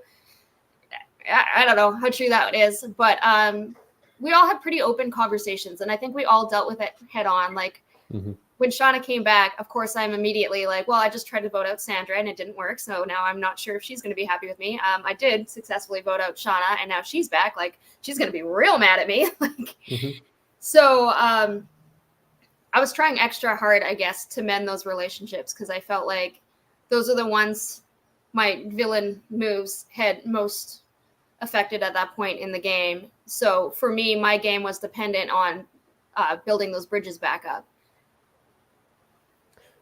Your tribe wins the next challenge, and with that, you are making merge. And so, 2 questions. First, of the players at Redemption, who, and with one male, one female player come back in the game, what would your ideal people to come back in the game be? At the time, I'm trying to think. So from your tribe, you had Debbie, Jeff, Blake, Shauna, Maddie, and from Okina, you had Joe and Melanie. Yeah. Well, and Jordan, right, too? No, Jordan didn't go to Redemption. Oh, she didn't go to Redemption, right? Well, ideally, I would have wanted Jordan back because I didn't vote for her, so I would have felt a little bit better for that. At that point, I would have said Jeff for the guy, because that was like someone I had a closer relationship with. I had a closer relationship with him than Maddie at that point. I was super excited to see Maddie coming back, though, as well, because we had kind of started building something. But at that point, I did feel more secure with Jeff at that point. For the women, I was a little bit scared about everyone. I think at that point, I would have actually said Debbie at the time, because me in that moment would have been very, very concerned that Shauna was not going to want to play with me anymore after that. Whereas Debbie, I mean, I voted her out, but like so did a lot of other people too. So she can't be collectively mad at all of us in a game on alliances. So I would have thought that I would have maybe had a better chance of an alliance with Debbie versus Shauna. So coming into Merge, what was your initial game plan? What did you want to do? Survive. I was a little bit relieved at that point, because whenever we go from group challenges into individual challenges, I get that breath of relief that when I screw up for me only. I don't also take down my team, and that hopefully my name's not going to be mentioned as sucking. And there's that flip that happens every merge where you go from wanting to keep your strongest physical players to wanting to get them out. To improve your own chances. So I was relieved. Also in like games I've never not made merge. So for me, that's always like my biggest anxiety point is merge. That's my biggest like milestone. I want to make that point. I haven't not yet. So now that's like, I don't know. It's a weird thing to describe. Like making merge to me is almost in a way like winning, just because I feel like if I ever not make it, it's kind of sign that maybe I should quit my LRG career. But I don't know. I didn't really have much of a game plan right then. I get to meet a couple people that I didn't really get to talk to. we're talking to people now who used to be on our tribe that weren't, and a lot of crap went down on the Okina the Okina tribe, with Carl flipping on some of his members, me flipping on my members. I was actually relieved that he had flipped on some of his people too, because then he couldn't come back and get mad at me for flipping on Shauna and that, even though he was a little bit mad that I voted out Shauna. But I didn't have a game plan. I had no idea what I was going to do. At that point, it was I want to eat and sleep and then try to like have the kumbaya night with everyone and see kind of where we're all feeling with each other. Yeah, I guess one thing we didn't ask, what was your reaction when you heard that Carl had flipped and played as idol at that tribal council? We were surprised. I think we were all pretty surprised. I think everyone was actually pretty sure that Carl wasn't going to flip and that he was going to come back non-Kana strong. So when he did flip and then I flipped, I'm like, oh, okay, like maybe we're more like-minded than we thought we were, because we both just screwed over everyone just in different ways. But yeah, we were all very surprised every time that tribe came out, and like we didn't expect any of their decisions, I don't think. And it sounds like you and the merge feeling pretty comfortable with this kind of non-Kana 2.0 group of Hannah, German, you and Charlie, and then you kind of feel like you're mending things with Sandra at this point. I was trying to, at least, and Sandra seemed pretty earnest in wanting to like create a new alliance. I mean, a lot of her alliance was gone, so I think the fact that we did get along so well and we did have like a personal thing, and I think Sandra and I both go into these games knowing that only one person wins, and that even if you really do like someone, there's a certain point where you have to play for yourself. And I think we both play these games where we don't get mad or hold grudges when our names come up and our time comes up. And I think that's one of the reasons we work together so well. So when we sat down and we discussed everything and she said she wasn't mad, she kind of understood that's where the game seemed to go. I felt a lot better with her, because I don't know, we just had a similar mindset going into these games of like, no anger, every round's a new round. Like, let's just try to work on it and work towards our future. So let's talk about the merge feast. Tell me about your love of French fries. Oh man, that was so exciting. So I'm the last person to get the French fries in this whole circle. They start over on the other side. They get around. Carl's handing me the French fries and I'm about to reach down and I see something that's French fry colored, kind of, but not French fry shaped. And it's a little scroll in there. So I'm looking him dead in the eye and he's holding me this basket. And I'm just like, I can't remember what we're talking about, but I'm just like, yeah, cool, Carl. Like, that's fine. I'm like trying to like hide it. And then like I'm trying to pass the basket on to everyone else. But I got the scroll. I think I pulled out like 3 French fries plus a scroll. So it was like kind of hard to hide in my hand. So I thought Carl saw me for 100%. I thought he saw me.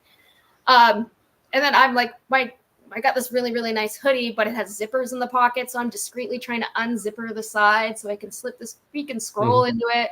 We're all sitting shoulder for shoulder. I can't believe no one saw me. But yeah, I got an advantage in the French fries. And my first ever advantage, idol, anything found in any game I've ever played. And it's in my food. Go figure. Like, I'm super excited about that. Being colorblind, I'm just surprised I didn't try to stick it in my mouth. So I'm just like, really? Oh, this tastes a little different. Yeah, I think people would have noticed if I choked up a bunch of paper tied in string. So I was incredibly excited to find it. I could not wait to go back to camp and open it. And then I get back to camp to open it, and I'm disappointed because all it is a goddamn diagram of like a TPX looking thing. So my excitement of finding my first ever anything in any game kind of falls down because I'm like, this is like another challenge and I suck at challenges. And now I got to figure out what the hell this means. And I'm not good at puzzles.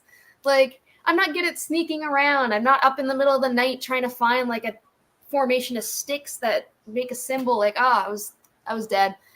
So I promised myself I wasn't going to share it with anyone, which I broke that promise. And I pretty soon after ended up sharing that advantage with Maddie once Maddie and I started talking more. And I think that kind of solidified more of a bond between me and Maddie. As far as I know, I don't think he told anyone else about it, but Maddie was out there trying to help me look for this. So we're digging in the woods, trying to find like this Blair Witch foundation of sticks. And we're finding a ton of them and we're digging in the ground and we're finding absolutely nothing. It was terrible. But yeah, I was super excited. I found something. Yay. When do you realize that it's one of the teepees by Tribal Council? The moment I walk in. So we get to the clearing right before we're going into that tribal. And I'm still thinking like, shit, it would have been really nice to have this idol or whatever this clue's leading to before this. I don't know if it's me there. I kind of felt like I go into every tribal thinking it's me. What am I talking about? But when we were walking to there's this log we had to like climb over. And I noticed it kind of had a similar formation. So I actually went up to one of the production members and I'm like, oh, I got to go back and grab a tampon. Can you come with me? Like I'd asked one of the cast members, but I don't want anyone to think I'm like, changing plans or talking shit right before the tribal. So he starts walking with me. As soon as I'm out of sight, I take off and I go down and I start digging under this tree and everything. He's like, don't you want to go get a tampon? I'm like, I haven't had my period in 10 years. No, I don't. Like, I'm good. Like, let's go. Couldn't find it. Nothing there. So come back, trying to hide the fact that my hands are now completely muddy because things are still not dry after 40 hours of rain or whatever. So I'm covered in mud, hoping like no one notices. And I'm feeling really sad. And I walk in and I see the teepees and then it just kind of hit. And I'm like, oh my God, I'm stupid. Okay, this is it. So I go over to the first teepee and I put my bag down and I'm trying to do it really slow. And I'm like looking around and I don't see anything.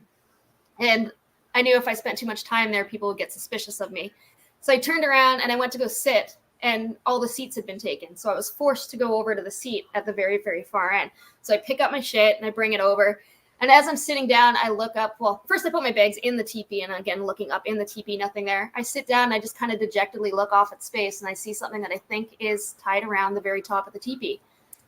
But again, here's my color blindness coming into play. I'm like, is that like a really weird part of the bark or is that something that's physically attached to it? And I couldn't quite tell. So I think a lot of that tribal, I'm sitting there just kind of like trying not to be obvious, but trying to decide, like, is that a string? Is that, I wasn't 100% sure if it was there. They were both like brown. I'm like, damn. So I thought about standing up in the middle and just being brazen, kind of like in the beginning when Carl goes over and he digs and finds it in front of everyone. I was kind of thinking of doing that.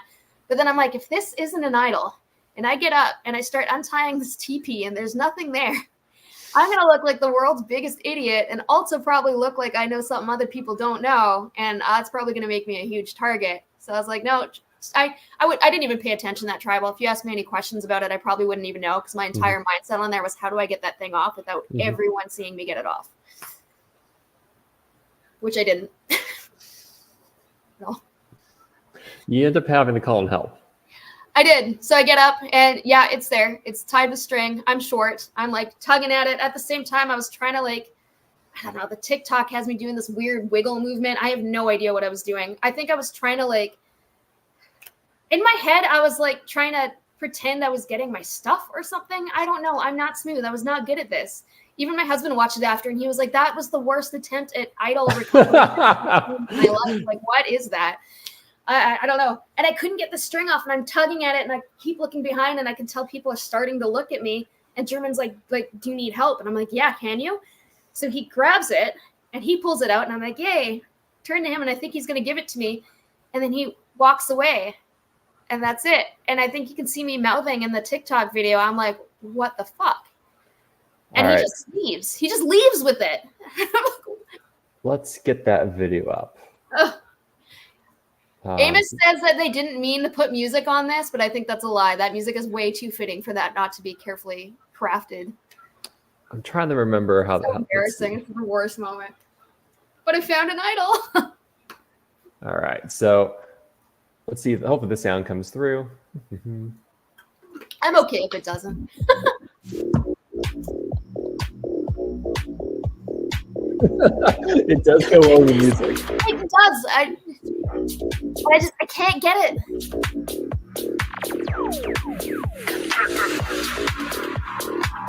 He just like manhandles it off there. No cuts given. And so what's your reaction to he's taking it and he's kind of not giving it to you? Well, right about here, it's what the fuck? Yeah, you can see like the disappointment where I'm like, where are you going? Like, why wouldn't you just give it to me right here? And then Charlie's even like, I don't know what he's doing. I think Charlie says like maybe he'll give it to you at camp or something. And I'm like, yeah. And then I can't remember what he says, but basically he just blows me off. And I'm like, are you gonna give it back? And he's just kind of like, whoa. Like, okay, so we'll get into that soon. Let's go back in time a little bit to talk about those merge rounds. The first thing I'm going to ask you is you have that overnight challenge where you have to stand still as long as possible. How long did you stay in this challenge? I went in with the plan of leaving immediately. Okay. So I think I probably could have done pretty well. I'm pretty good at doing nothing at all. Like 90% of like my job is doing nothing at all and waiting for something to happen. I'm also very good at entertaining myself. I don't have a lot of thoughts going on at any point in time anyway, so staring off into the abyss is just fine with me. But I was a little bit worried. I just lost an idol for no reason there. I just cried in front of everyone as well. I'm also thinking that there's probably going to be, like, that was a merge idol, but there could maybe be one at camp or an advantage or something. So so right now, this challenge is all before that's happened. Oh, so right. This is the merge challenge of night 6 before that tribal council with German gets the idol. Oh, right. So, okay. At that point, I didn't have anything then. Yeah. I didn't want to miss out on conversation, was basically the long story short of that one. I didn't really know where everyone was feeling with each other, where everyone was going. And I could stand there and I could get the idol, or I could not. And one thing I did consider too was that lack of sleep was really affecting a lot of people. And I sleep really good every night. So I'm like, I could stay out here till God knows when, maybe till the next challenge in the morning if people are really stubborn. I don't know how long this is going to last. I'd rather go back, sleep well, be part of the conversations, and also be part of like looking around for another idol and seeing if there's anything like hidden around or an advantage or something. So I just felt like it was more beneficial for me to go back and like play more of a social game at that point rather than try to win a challenge. For this round, like it ends up you are part of a group of 7 that votes Tony. Who were you talking to? Did it seem like it was going to be this non-Kana versus Akina swap tribe coming head to head, or was it looking like maybe it was going to be something else initially? For a little bit there, it did seem like it could go either way. I was feeling pretty good with the people that I was with. And of course, there was a brief moment where I was considering maybe doing the flippy floppy thing again and stirring things up. But at that moment, it didn't feel right. Like I was feeling kind of secure in where I was. And I didn't want to flip at the people I had already been talking to just for the sake of flipping. Like my idea of being a villain or making moves isn't just making them whenever they come available, but making them when I feel like they're going to be best for me. And at that point, it just didn't feel right for me.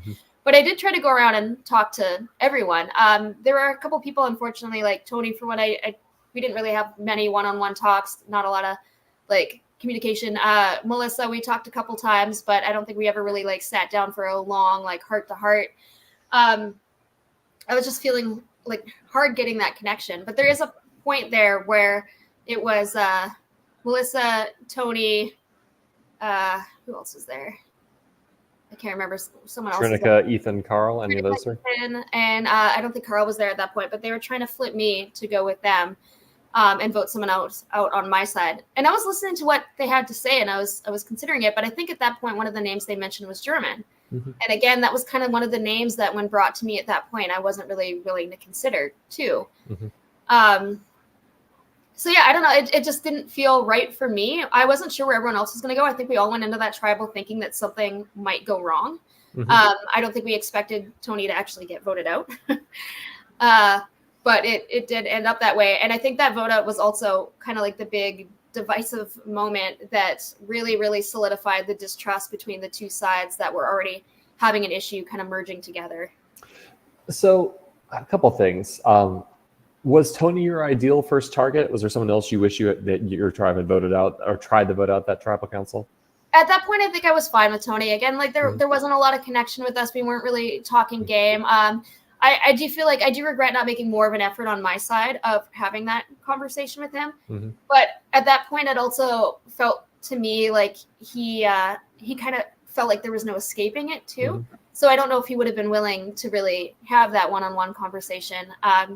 Again, I should have tried harder, but you kind of get the vibe sometimes where it feels like people have given up, and it's not a good feeling either. Like, but at that point, I think I was fine with the vote being the way it was. Yeah. Carl's a player you talked a lot about early on. Was he one of the people that was really trying to pull you over, or was that not happening? So Carl was telling me that when he was over on that side, he was talking me up, especially to Tony and Melissa, and I think Ethan as well. But then when they came over, there was no talk about it. Melissa approached me once and said, like, Carl really wants us all to work together. And I was like, okay, great. Like, let's do something. And then it was never really brought up again. And I felt like there were more of them than there was me. And if they're trying to bring me into this group that they've formed, they should be the ones to approach it. So when I never heard of it again, I didn't want to be the one to go up to them individually or even like form a group and be like, hey, like, am I working with you guys? I hear through the grapevine I am, but no one's really saying anything.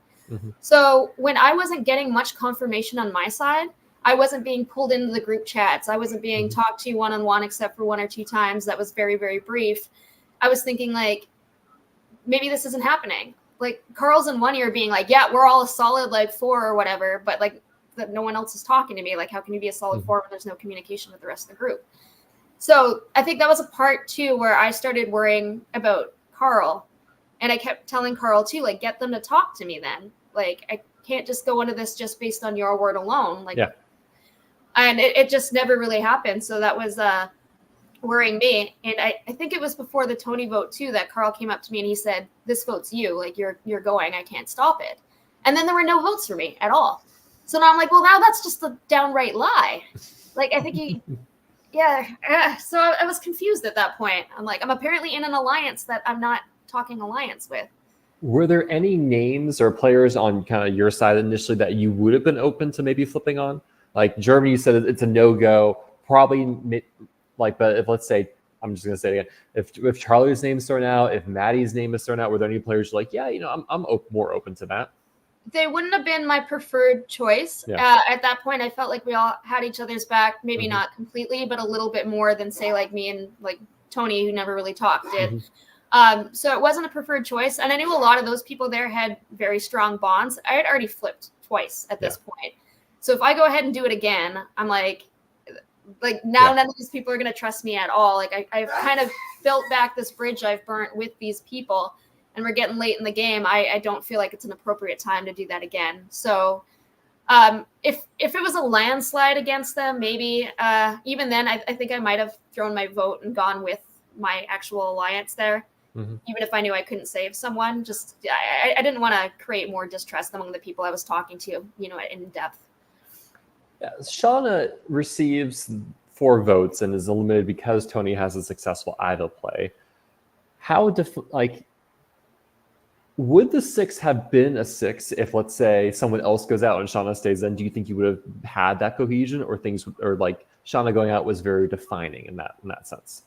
No, I think we would have had the cohesion still. She was still kind of considered like honorary member of like Breakfast Club and everything. Like, I think we all fully expected that group to remain a tight group. So I'd like to think that that's what would have actually happened.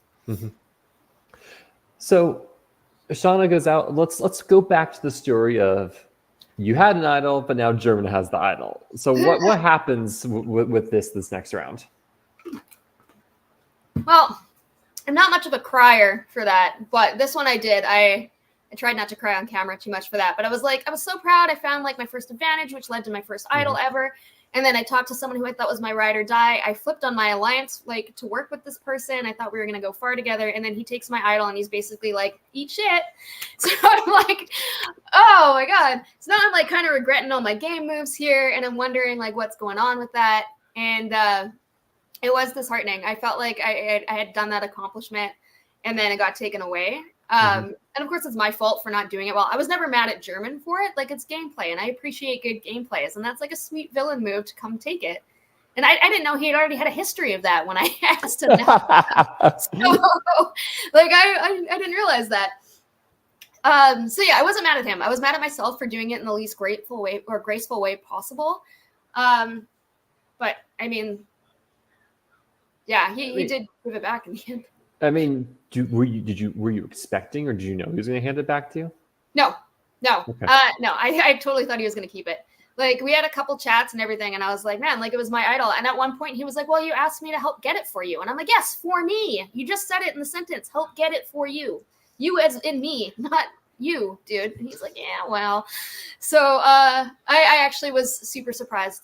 When he gave it back to me, I didn't expect it. Like, he hadn't told me that he was going to give it back to me. He was just kind of like, yeah, he kind of left it up in the air of like. Yeah.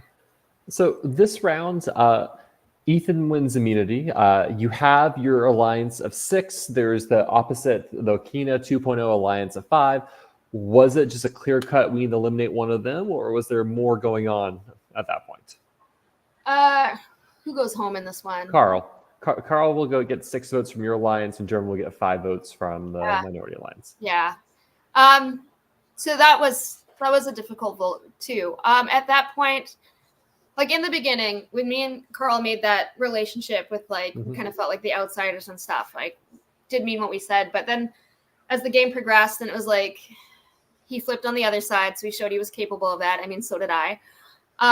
He's telling me I'm in this alliance, but no one in the alliance is talking to me. He tells me I'm about to get voted out, and I have not a single vote for me. So at that point, I'm wondering who he's really playing with, and it felt like he was playing more on their side. He was a big immunity threat. Like, he's a challenge beast. He's amazing at them. We were worried he was going to keep winning more and more immunities, and he's such an engaging character that like people like to watch and be around. And it was kind of like a Shauna situation where he does a lot for camp too. He did like the majority of collecting firewood and like the shelter building and all that kind of stuff. But at the same time, like that big personality was getting his name out there, and we reached a situation where he didn't have an idol. It seemed like we had the votes, and I wasn't sure what side he was on. Like I felt like I'd kind of been lied to twice. So that vote, it felt like the best move for me. And I think one of my big concerns was being that big of a personality with the big moves that I had already made. I was kind of trying to slide a little bit back under the radar a little bit, go with my alliance and like earn my trust with them. And with him working with the other side and being very outspoken about it and being outspoken about wanting to work with me, I knew that people were mentioning my name as being close with him. So I was worried about being connected to someone that I didn't know if I could quite trust 100% as well. So I didn't want my game to lose for someone that I thought had an alliance on the other side, I guess. Looking at the elimination of the Kina alliance, it goes Carl, Tony, Melissa, Ethan, Trinica. Was that your ideal elimination, or do you wish like that order of the people had been shuffled at all for your game? Can you say the order again? Sorry. Carl, then Tony, then Melissa, then Ethan, then Trinica. I think my preferred way would have maybe done one of, I don't know, like maybe Tony first, kind of weaken that alliance I was supposed to be in to see if Carl would talk more, if Melissa would talk more, and if I could kind of break that barrier. But I don't know, at that point, it felt really hard to integrate into each side. And I've heard other people also echo this statement that it felt like we had built these walls between like the old tribe and the new tribe. And I don't know, it was a really awkward scenario where even at camp, it was like certain group of people would sleep on one tarp over on the other side. And then like my alliance would sleep over on a tarp on this side. And we were just so segregated. It was so weird. So if I would have rearranged the order, I would have maybe tried to weaken that alliance first, just to see if there was a comeback with like Carl and stuff. But I don't know. It worked fine for me at the moment. So Carl goes out 6-5. The next challenge, Melissa wins. Tony's going to be the one eliminated here. Is there any bleed between these two sides, or it's like, nah, things are still rock solid between these two alliances and there's no budging? At this point for me, I wasn't interested in budging. Okay. Were you receiving pitches to budge, or no? I was definitely receiving pitches to budge. And again, I just felt like I had a better foundation with the other side than I did this side. That being said, well, I'll wait till we get to that vote. Okay. Is there anything else about the Tony vote you want to bring up? Not a lot. I guess just my one regret is not reaching out to him more and trying to have more conversations. I think him and Ethan were probably the two that I talked to the least out there. And I do feel like it was a little bit part of like fatigue on my side, fatigue maybe on their side as well. So I do have a regret of not going back and trying to build a stronger relationship with that. And maybe things would have ended up a little bit differently. But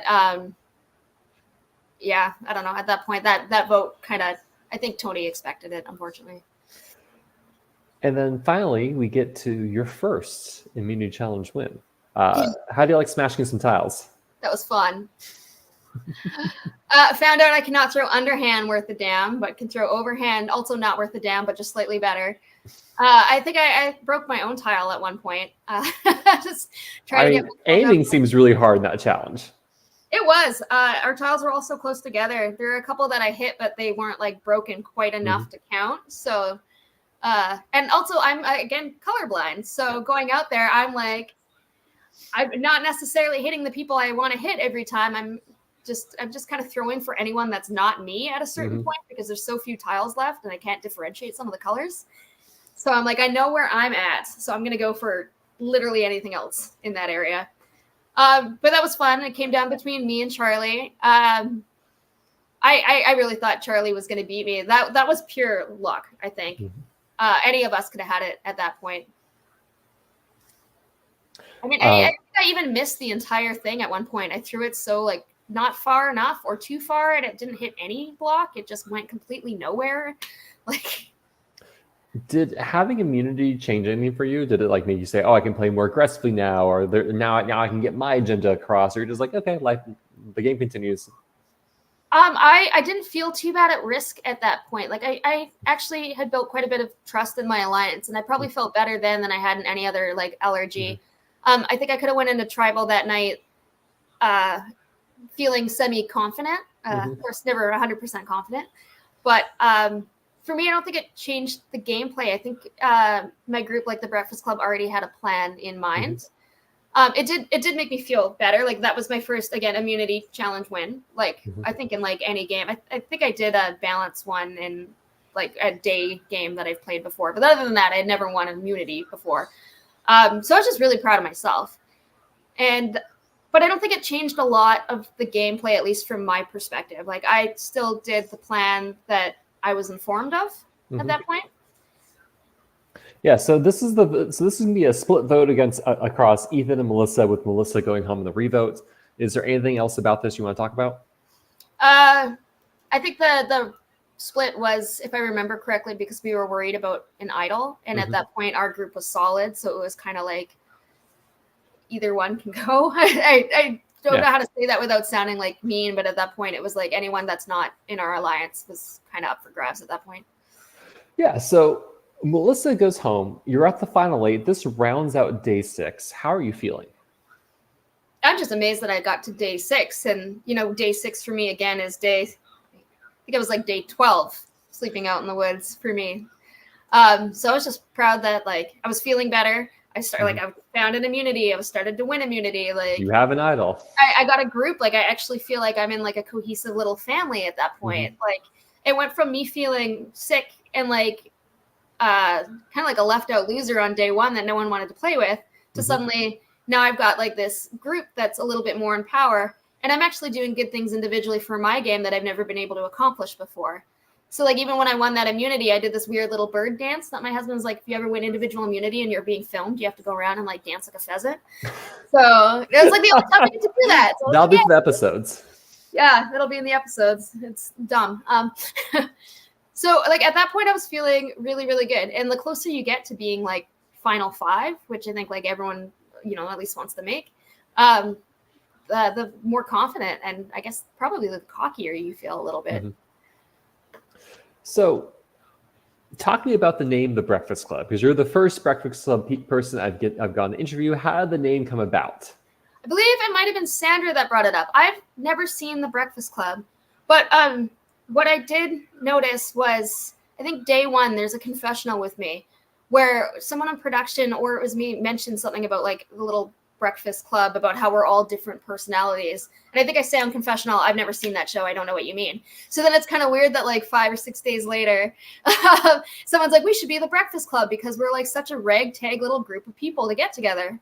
And again, I had to get them to explain it to me and tell me which one I was. And I still don't even remember. I haven't watched the show, so I'm not sure. But yeah, it was just a reflection on how it was a group of people that you wouldn't expect work together that came through and ended up being like, pretty powerful alliance within the game. So, you should watch the movie at some point this summer if you have downtime. It's a fun one. When I find out which one I'm supposed to be, am I going to be offended? That is a question for your alliance. In terms, what was the dynamic of the 6-person alliance like? We had a lot of discussions about what happens later on when it is just 6. Really? Okay, so you were openly having those conversations with people? Yeah. Okay. Between ourselves, and I know like the people that weren't in that alliance kept bringing it up. Like, you guys know that once the 6 of you are gone, there's going to be no one to target. And it's like, we know that. We had a lot of discussions about how we're here to play the game, and we know that there's only going to be one person to survive. And right now, none of us felt like it was a good time to swap on each other. So when it gets down to us being like the last 6, we're going to play the game on an individual means. I think a lot of us were already forming alliances within the 6. Like, I don't think it was a secret. You'd see other people going out and chatting, and it's expected. We just kind of figured once we get down and it's just us, if we accomplish that, then may the best little inner alliance of the 6 win, and so on and so forth. But we all agreed that no matter what happens and no matter the order of which we go out in, that we're all going to be like lighthearted about it and understand that this is the game and we can't all, it's not the Breakfast Club that wins. It's one person. So we were preparing for it, and I was trying to make my little connections within the group too. I didn't want to be a sitting duck and be like the last one who's not trying to think of the future.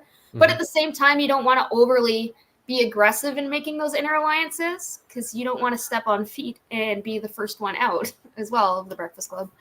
So who were you? So of your inner alliances, what were you putting together? Oh, man. So at that point, I had one with Maddie and Sandra. We were supposed to be the final 3. I had one with German and Hannah. I had one with, what was it? I think Sandra and Charlie and I were talking as well. So basically just everyone. There's little final 3s and all sorts of different configurations going on in there. Of these configurations putting together, which one were you putting the most stock into or wanted to see happen? It was depending on what order was going to go out. I was at that point, I think understandably a little bit wary of German. Like, he did give me my idol back later on and stuff, but he did steal the idol from me, and he never verbally confirmed that he wanted to do the final 3 with me. He told me Hannah for sure, but I was kind of like I'll take you far. Like, I want to work with you later. So that I was a little bit worried about. Whereas when I was with Maddie and Sandra, they were like, final 3, this is us. So I like that confirmation. Like, that was kind of the one I was leaning towards at that point. But I was still really open to German as well, because I really wanted to hold on to that Surviving Canada thing. But I just needed him to say the words to me. I needed him to like verbalize that he was going to take me. And so if, let's say, you're going to have this, if the true final 3, the one you're saying, I think this is my best aiming at, is Maddie and Sandra. I mean, do you have an idea of how you'd like that eliminations to work? Would it have been like Hannah, Charlie, German, Charlie, Hannah, German? But what would that look like, you think? Well, I feel bad because I love Hannah, but she was definitely a concern with me with, being that close to German. And there's one point where she gives an answer at Tribal, and I can't quite remember word for it. I could never be as eloquent as her. But someone on the jury yells out, that's why she's going to win, because she was so eloquent and well-spoken in what she said and made like really good points that I remember a couple of the rest of us actually looked at each other while we were still sitting there, and we were like, oh shit. And I think at that point, several of us immediately were like, maybe she needs to be the first one of the Breakfast Club to go, because she's got the jury on her side. And she's super eloquent. When it comes to that final 3 speech, she's going to blow us all out of the water. So at that point, I think she became kind of like the first target. And I was also okay with that at the time, because like I still did want to work with German. And I thought maybe if Hannah's not there, I mean, he's going to be probably pissed off at me if I'm an integral part of Hannah not being there. But that also opens me up to maybe that alliance coming back, and maybe he'll finally sit down and say the words like, I want to work with you. I want to go to the end with you. Was there anyone that you didn't want to sit by at the final 3, or were you open to any combination that included you? I wanted to sit next to all of them. If we could have just done like a Breakfast Club where we could have all did our speeches and pick one out of us, that would have been ideal. There was absolutely no one there that I did not want to sit next to. Like, I think everyone played like their own games in different ways, and I was excited. Like, I wanted to hear everyone's speech too. Yeah, there was no one there that I didn't want to sit next to. There's people that I was more concerned about than others because I thought they had like a drastically better chance than me. Like Hannah, for instance. Yeah. But I guess, could you rank people like, who you thought would be the most challenging up against versus you thought you had the best shot against? Hannah, I think, would have been the most challenging because of her eloquence. She played a very under the radar game for a lot of it, which some people respect, some people don't. But I feel like no matter her gameplay, the way that she presents herself, the way she speaks to people, and her ability to do personal connections with people and really seem like your best friend and like genuinely mean it would have got her a crap ton of votes. Maddie at that point was lower down on my list because he kept coming up to me and he's like, I've got nothing to say at the final 3. I don't know. Like, that was the game that he kept playing. He's like, I didn't really play. Like, I got voted out. I won my way back in. That's all I got going for me. And I kept telling him, like, no, that's not true. But at the same time, I was like, yeah, that might be true. I was worried about Sandra. I thought she was going to be also like Andrea, I don't know. I built this idea of Sandra up in my head that she was like this mafia leader that was like silently taking people out and in control of everything. And when it came to the final 3, I thought she was going to be like, yeah, all those votes and all those results that you thought you had like were responsible for, that was actually me. So I was a little bit worried about her speech too.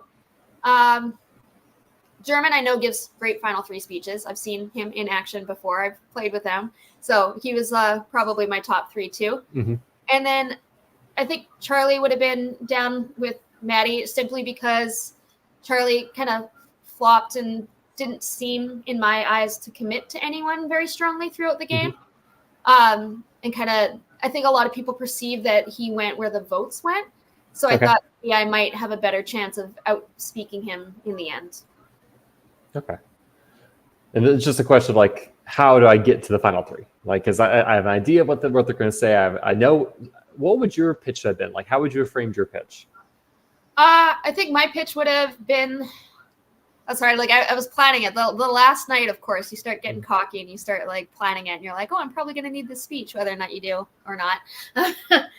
I think my thing was the jury kept talking about making moves and they were really disappointed when we didn't flip earlier about all these moves that they wanted us to make. And I think my pitch was going to be like, the big part of making moves is that you don't just make a move whenever it's available. You have to set up your moves by doing like little microtransactions throughout the game. I feel like I did that throughout the whole game. I made several large moves that should have made me enemies, but those enemies ended up becoming part of one of the most powerful alliances with me and keeping me at that point to the end.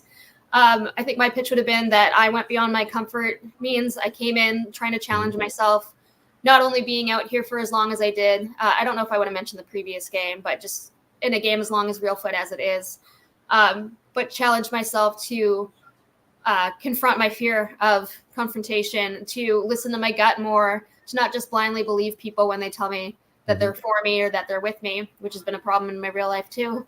And also that I was able to, take home some immunity wins and do some things that people didn't expect of me. I also had a move that I tried to accomplish that I was going to pitch. Before Trinica went out, I actually did try to flip people to keep Trinica last night. Well, so we'll talk more about that then. Yeah, I wasn't successful, but I was going to bring it up that like you wanted moves, and I did consider what everyone had to say, and I made an effort, and it didn't stick, unfortunately. But I think my gameplay was that they wanted moves. I made moves. I took risks. I was able to build those bridges back up. I was able to be part of a big alliance, win my own immunities, fun stuff. I played a successful shot in the dark. I feel like I accomplished every single thing in the game that, basically the game had to offer almost, except for like a battle back and, some other stuff. And at the end of the day, my name wasn't actually written down at all at that point. Like no one had ever gone for me. My name had been floated around, but no one had actually put pen to paper. And at that point had put my name down. And I think that's a fairly big accomplishment in itself. Yeah. You will tie Charlie for least votes received. Actually, you, Charlie, and Jeff will tie for least votes received in the season at 3. Yeah. So at Final 8, you weren't you have Ethan and Trinica left. You weren't interested in making a move at that point. No, I still felt good with where I was. It wasn't until it was just Trinica that was left that I tried to shoot my shot on that one. So Ethan goes out. How was the auction for you with your illicit fire tokens? They weren't illicit. They were gained properly. I just lied about giving them up to the group a lot. It was fun. I was hoping for food. I got like a gigantic jar of pretzels, which was like the hardest thing to eat. What else? I got something else that I can't even remember. I knew I wasn't going to win any big ticket items. I wasn't really banking on individual immunity. I thought about going for some of the shrouded items, but Trinica had so many that she had a freaking buffet in front of her. And like, we're not allowed to share. Like I'm sitting there with my like pretzels, like dying because I'm out of water, and she's got like cupcakes and a weird sandwich made from like all the bitter jury members, and like she's got like one of everything. She's got like a call home, I think. Like, yeah, she was doing pretty good. She was at like a golden corral there. It was great. So Maddie wins the Vantage at auction. He'll then win the immunity challenge. This is Trinica's reaction to hearing like, oh, wait, there's actually maybe a chance I was saved here. Talk through the strategy of this final 7 round. What could have been, or what were you planning? Trinica and I had talked, I think, more than a lot of the people that weren't on that side. So like I really got good vibes with her. And I started wondering about the inner alliances that were going in with the Breakfast Club, because I could see a lot of conversations that weren't happening. There was like a point where the vote was supposed to be Charlie, and then it wasn't last minute, and I was kind of the last to know. So I was starting to get like a little vibes that the cracks were starting to appear. And I was thinking one last hit on the resume might be a good thing. And there's a lot of people that really like Trinica on the jury. If I can go to bat for her and then maybe get her out later, sorry, I'm still trying to play for myself. That would be something to prove to like the old Okina and everything that I am here to make moves and not just stick with my main alliance. So there was a point where people were talking a little bit about Charlie and a little bit about Sandra, and even Maddie came up to me and he was really concerned. He's like, I think Sandra and Charlie have this like final 2 thing. I think that we're not part of it and we need to like really be aware of it. And I'm like, well, what do you want? Do you really want to like betray them now? And he's like, no. Then I go back and I talk to Sandra or Trinica, and Trinica was like, how do you feel about Sandra? Or she said it to me. I can't remember how it went. And she was down for it. And we didn't need that many votes at the time. Yeah. So I went up to Maddie. Yeah. So all I needed was Maddie, and Maddie had already kind of expressed, or Maddie, and I think we thought maybe we could get German on it. But Maddie had already expressed that he was worried about Sandra and Charlie's relationship. So I went up to Maddie and I was like, hey, like, I'm a little bit worried about Sandra too. Like, maybe it's time we need to make this move. Unfortunately, in that time that I went back to talk to Trinica, see if she was on board for this, and went back to Maddie to talk to him, Maddie had went and talked to Sandra, and Sandra had convinced him that everything was okay and we were a solid, strong group and we were ride or dies till the end. So immediately Maddie was like, no, we can't do that. I like tried to bring it up a couple times, and like I felt like he was almost giving me a side eye. Maybe he wasn't, but like I also didn't want to be the first one to break the alliance if I wasn't sure that there was going to get some traction behind it. And he was just straight up like, no, we cannot do that. We are not betraying her. We're not betraying anyone. This is the plan. This is how we got to go. So I'm like, fuck. Like if I had broken through that little crack literally 10 minutes before, I think we would have had something, and it would have been a lot more of an interesting tribal. You do have a hidden immunity in your possession. That's good till final 6. Yeah. Were you tempted to play it for Trinica? No. I was worried about me at that point. Yeah. I know. I'm sorry. Yeah. So I considered it, but then I'm like, if I play it for Trinica, I still don't think I have the numbers to progress any farther past that. Like, I don't think that me and Trinica are going to be able to scramble and get the rest of the Breakfast Club to do someone who's not me or her. So I was a little scared to do that at that point. Are you worried about your threat level at all? Yeah, I mean, I hadn't had any votes for me at that point, so that was a worry. And then, like, I wasn't a powerhouse, but I'd wanted individual immunity. So, and in the past, I've been voted out around the same area because I got told I was a jury threat. But at this point, I also felt like the jury hated me. So at this time, I was like, oh, well, maybe this time it'll be fine. Like, I don't think they like any of us at this point, so I don't think anyone's seeing me as a jury threat. So at this final 7 Tribal Council, it's the last time to play your shot in the dark. Talk me through your decision to do so. It was just the last time to do it, and I didn't actually think I was in danger, but I just wanted to do it to do it. I figured if for some reason it is me, at least I did something. I wasn't really ready to play that idol on me yet. And if not, then that makes absolutely no difference at all. And I just get to play it, which I've never had that option before. So I just wanted to do it just to knock it off my Survivor bucket list, I guess. and then it Oh, landed. and it hits, and you're safe. I got safe, and there were still no votes for me, so it didn't matter anyway. But it was just really cool to get like a safe one. I was like, oh, that's awesome. So at the next immunity challenge, this is finally the Reelfoot Trivia Challenge. How's it go for you? Oh, I was so happy for this one because, like I said, day one, I grabbed that little booklet and I was going around telling people all these facts. I was trying to get people to study it. At one point, like a lot of the Breakfast Club, we had split up the papers and we were kind of reading it back and forth to each other and each like assigning chapters, but no one was really into it. There were a couple of like facts that I thought were really, really funny, like someone saving like a turtle and everyone playing a fake immunity at one tribal, like that I was like telling people about. And a couple like facts that stuck in my head. And I remember I kept repeating it, but absolutely no one was interested in listening to me. So I think there's even a confessional where I'm like, this is going to matter at some point and no one cares. I just hope it matters while I'm still in the game. Because if not, I'm just sitting here reading everyone like these stupid stories and everyone like some of the times I'd read off a fact and no one would even acknowledge me. They'd just like look at me and then carry on with their conversation. Like, okay, well, whatever. I'm just going to like keep reading it for myself. So when it ended up being that trivia, I was like, this might be my moment. But then a couple other people ended up doing really well too. And there were a lot of questions that I actually like completely blanked on. So it was closer than I thought. But I think all my time sitting there bugging everyone about these like stories actually like finally helped me out. So you win immunity, and not only are you immune, you have an idol that expires right now as well. And all that's left is the Breakfast Club. It's just you six. So talk me through the strategy. How does it land on the Hannah vote?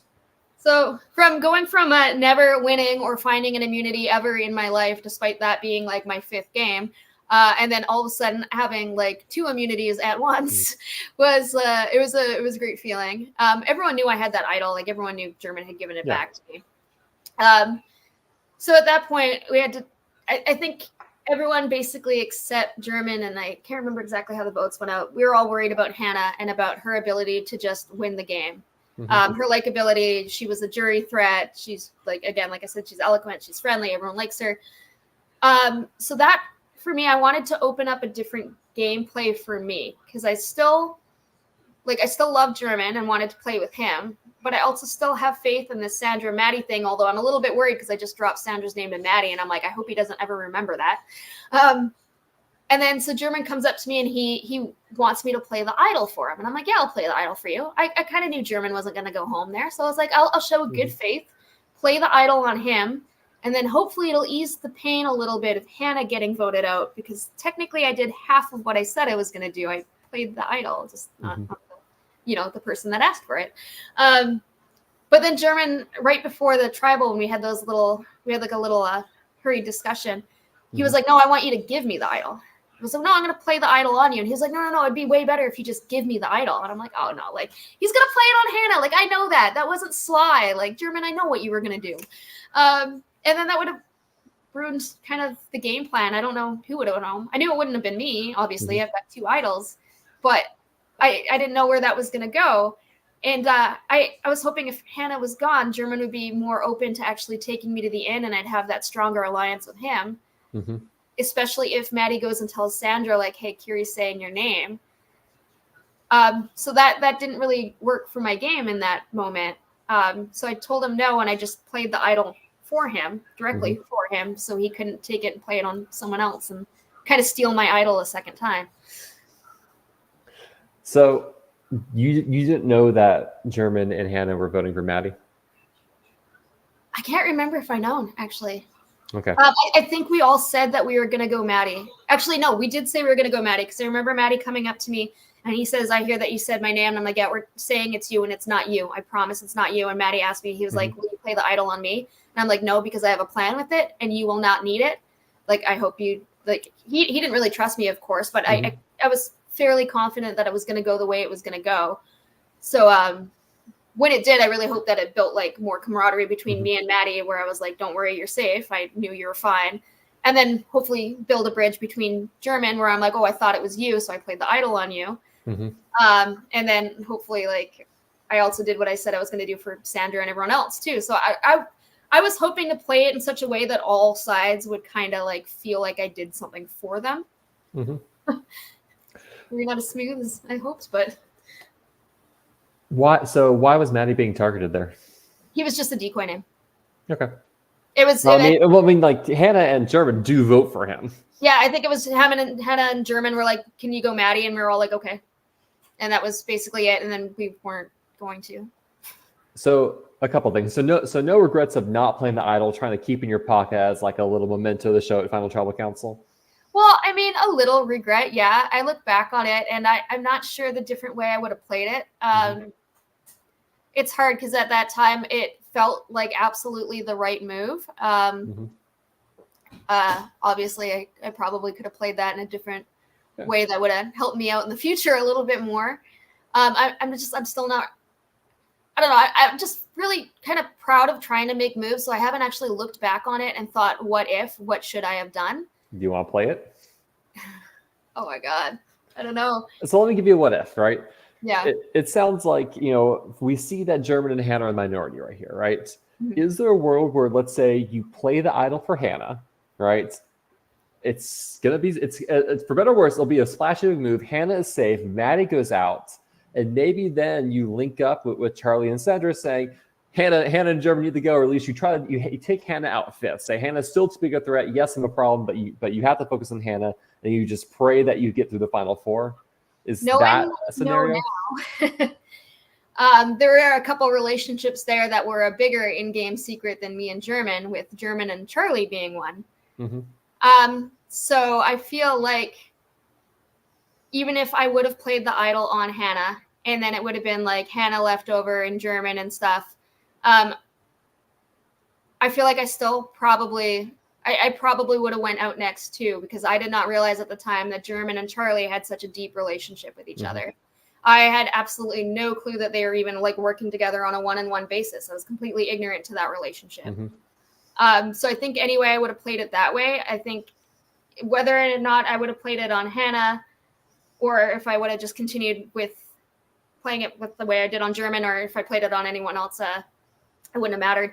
I feel like no matter where my idol went at that point, I was still screwed. I was still the bottom of all the relationships at that point. I think if I could play what if and go back, I probably would have tried harder to keep maybe Trinica in and maybe played the idol on her at that point, and then crossed my fingers and hope for the best. Or it's production's fault for that idol not expiring at Final Five. Yeah. What the hell, guys? Like, come on. Because you win immunity at 6, you play the idol at 5, then you just gamble at 4 and see what happens. Yeah, that would have been great. Or if I could have just done that Final 5 challenge that was historically terrible, like that could have helped me out too. Like, yeah. Yeah. So it sounds like the answer to getting past 5 doesn't revolve into 6. Like Trinica was going to be a part of that solution, it seems. I think so. Yeah. Or a decision made earlier on. I think at that point my fate was sealed. Yeah. So so that balancing challenge, you're on the platforms in the water. Historic first, no one wins immunity. So bad. It's covered in spiders, by the way. Those little water spider things, they're freaking everywhere, and they're like trying to crawl up your leg, and like they're all on your feet. And my 2 biggest fears are like spiders and water. So it was great. It was fantastic, phenomenal. Yeah. And so no one wins immunity. Talk to me about the scramble here, because you just said like German and Charlie really tight. German's gonna vote Charlie. You're gonna vote Charlie. How do you end up on Charlie, and when do you realize like, oh no, I'm in trouble? I made the mistake of going in that one feeling sort of confident. I've noticed whenever I go into tribal feeling confident, that's kind of when I'm screwed. And when I go in feeling like I need to throw up, that's normally when my name's never mentioned once. So I need to like keep that in mind for the future. But yeah, I didn't know the relationship between German and Charlie. I also didn't know that other players at that point thought I was a jury threat. So when my time comes, that's kind of what I got told, that people were worried that my game had been a little bit, I don't want to say stronger, but I guess more of what the jury was openly expressing on how they wanted to see people play with like moves and going back and forth. I didn't necessarily agree, but that's what I got told for me. I know German voted Charlie because he knew Charlie was safe and he still wanted to keep a bond with me. Like, German's an interesting player in that he will be very honest with you and he will play for you, but he's also going to play for himself. But like he does it in a way where like, yeah, he never did vote for me. He knew I was going. He didn't warn me, but he stayed true in that he never voted for me. So like, I appreciate like that kind of stuff, like that, like villainous roundabout, you know, whatever. No, but I didn't fully expect me to go at that. I think it wasn't until I was sitting down and no one was making eye contact with me. And I was kind of looking around, and before we'd kind of like make faces at each other, and like, you know, there wasn't a lot of that at this one. So I was like, oh no, like. And so until that moment, you were in the impression that all of us are voting Charlie. Yeah, I thought it was okay until we sat down. And then some of the answers that people did during the questions, I was like, oh, this is giving me bad vibes. Did you know Charlie was voting you? I figured that if they were going to vote me, I figured it was going to be all of them. Mm-hmm. So I thought German was going to as well. So when there was a vote that wasn't for me, I was actually surprised. I actually couldn't figure it out there for a little bit. I had to like confirm after the game who did who. So you're on the jury. What are you looking for in a winner as a jury member? That one's fun for me because I do take a lot of stock in the final speech. So I never want to make a decision before I go out, because I have in the past, and then I've heard some final speeches that just blew me away. What I look for is the people that did more than what they're saying, or more than what was apparent. Like, I really appreciate the people that can make the villainous moves and do like a lot of the big gameplay without seeming like they are, like staying under the radar. I'm actually a big fan of when people blindside me. Like, I would much rather that than knowing I'm going. I like feeling that trust and going in, and then all of a sudden it's me, because like, it's like, damn, that's a good move. You had to keep a secret amongst several people, and I was out of it, and I still felt good about myself. Like, that is, I like the people that are able to maintain that kind of like social game. So when I went out, that's what I was listening for. I wanted to hear a big kind of resume about all the things these people did that no one else really realized that they did. And I wanted to hear proof that they did it, not just claiming that they were responsible for this or that, but how they got to how they got, and how they came back from it, and how they were able to build those relationships and still continue on despite making those moves. Do you feel like the jury was leaning in anyone's favor going into the final travel? There were a lot of like split opinions about what people like to see in games. Like, I know like there's some people that really like the immunity wins, some people like the villainous game, some people like the hero game. Like, so Sandra went in and she tried to like not lie to people, and she was pretty successful for very far. Like, if she didn't want to work with you, or she had votes going elsewhere, she would just straight up tell you a lot of the time, I can't work with you because it's against my interests. And a lot of people like that. Maddie won his way back into the game, but a lot of people were also concerned about Maddie. You know, he was very vocal in, I don't think I did anything. I don't see any reason why people would vote for me. So people were really worried that the battle back was going to be his only pitch. Charlie, people really wanted to hear what Charlie wanted to do, because a lot of the time it seemed like he was back and forth, and not with a quite clear direction of where he wanted to go, but more like playing on an emotional based game. And some people like that, but some people also wanted to know if we ever had a clear cut strategic plan. So I feel like we went in, and when we did the jury roundtable, there were a lot of pros and cons for each individual person. So I don't know if there was a clear consensus going out. Me personally, I didn't expect Maddie to have the speech that he had. So I don't think anyone really went out with I'm voting for this person no matter what.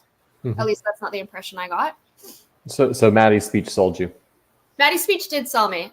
Like, he sold me on the fact that he had no speech. He sold me on the fact that he did nothing in the game, and he did a lot. He sold me on the fact that like he lied. Like, no one thought he lied. Maddie was like so fun. Like, anything big happens in the game, and Maddie's like, and everyone loved it. He was just like so innocent and nice. And then he's out here and he's like, yeah, I came from Australia to play the game, not to go to a wedding. I found out later that he lied to me about being vegetarian just to create a bond with me. I didn't know. He shared a hotel room with me in Nashville. And then he ordered I ordered him like a chicken poutine or something. And he ate it staring at me. And I didn't realize until after that he ordered a chicken poutine despite being vegetarian the whole game. Like, it was like little things like that, of like these lies that on the surface seem pointless, but they actually did do a lot to build trust with people and the camaraderie. So yeah, his speech, when he showed me that it was basically the gameplay that I like, where someone seems like they're kind of like floating through, not doing anything. And then they come out at the end and they got all these alliances and lies and all this crap that no one called them on. Like that's what I want to see. Like I love that. How was the post-game celebration? It was good. It was fun. The host that they got to give us the food truck was phenomenal. It was like the best food ever. The beer company, I'm sorry for not saying names. If you have the names and you want to promote them, I'm blanking right now. They were fantastic as well. It was great. We were playing mini like orgs in there because apparently we can't get enough of it. So let's go back after this 9 days of torture and play Big Brother in the living room because apparently we're all sadists and masochists. So it was really fun. Like it was good to like actually talk to people on a level where you're not talking to them to earn anything or gain anything or because you're worried about your own safety. You're actually just trying to talk to someone. So it was great. Anything and I else? was on a couch. It was great. You finally, the first time in 14 days, got to sleep somewhere. Right? Well, I got to lay in a hotel bed for 2 hours at one point in between games, but that was not a bed I should have laid in. That was like a full clothing, like 1-star motel off the side of like the Nashville airport, like put a chair up against the door kind of sleep. So like, yeah, no, it was a lot better on the couch for sure. Is there anything about your game or experience you want to talk about that maybe we haven't covered? Oh, I don't know. I feel like we've been pretty thorough. I think like for me, other than going out thinking that I want to be a bit of a villain and I want to challenge myself of breaking away with my emotional gameplay and making moves against people I don't necessarily want to see go on an emotional level. I'm proud that I did that. I might not have, well, obviously didn't do it perfectly because I didn't win, but like I'm proud of that. And I think if anyone does want to play these games, it's interesting to try to change your style up every game because you never know what kind of fits you and your personality type. And I never have a straightforward strategy when I go out. I'm a very round per round player. I don't ever take like my name being written down as a personal offense. I'm always open to working with everyone. I also have a very, very short memory. So someone can betray me on day 1 and by day 3, like you'll have to remind me that they betrayed me. I think that kind of mindset also works with me. For me, my strategy is essentially having no strategy and just kind of try to go with the vibe and the feel and take every day and every challenge step by step. These games change so much and it's never been such like a turbulent yet rewarding experience. Yeah, I don't really know what much to say, but it's a lot harder than people think. Like, yeah, it's not real Survivor. We're not out there for 28 days or whatever, but it's a challenge that does change you in a weird way that I never really expected. Well, I have some final rapid fire questions to throw at you as we wrap up here then. Oh boy. Who surprised you the most out there? Well, Maddie's final speech definitely did. I would say Maddie, actually. Maddie and then Charlie as well. Like, Charlie, for starters, going in with, like, a lot of trepidation and anxiety and, like, worry about hurting people's feelings and stuff. You know, him getting as far as he did, and he made some great moves, and he did some things that I know were really, really hard for him emotionally to do. And that was, like, awesome to see. I love that, like, development within games. And same for Maddie. Like, I didn't expect Maddie to be such a liar. So that was awesome to see. Like, I think those two definitely surprised me the most. Who do you wish you had a chance to work with but didn't? Danny. I was really excited. Danny and I worked in orgs together. I've gotten along with him. I don't know, I think we've known each other for maybe like a year or something.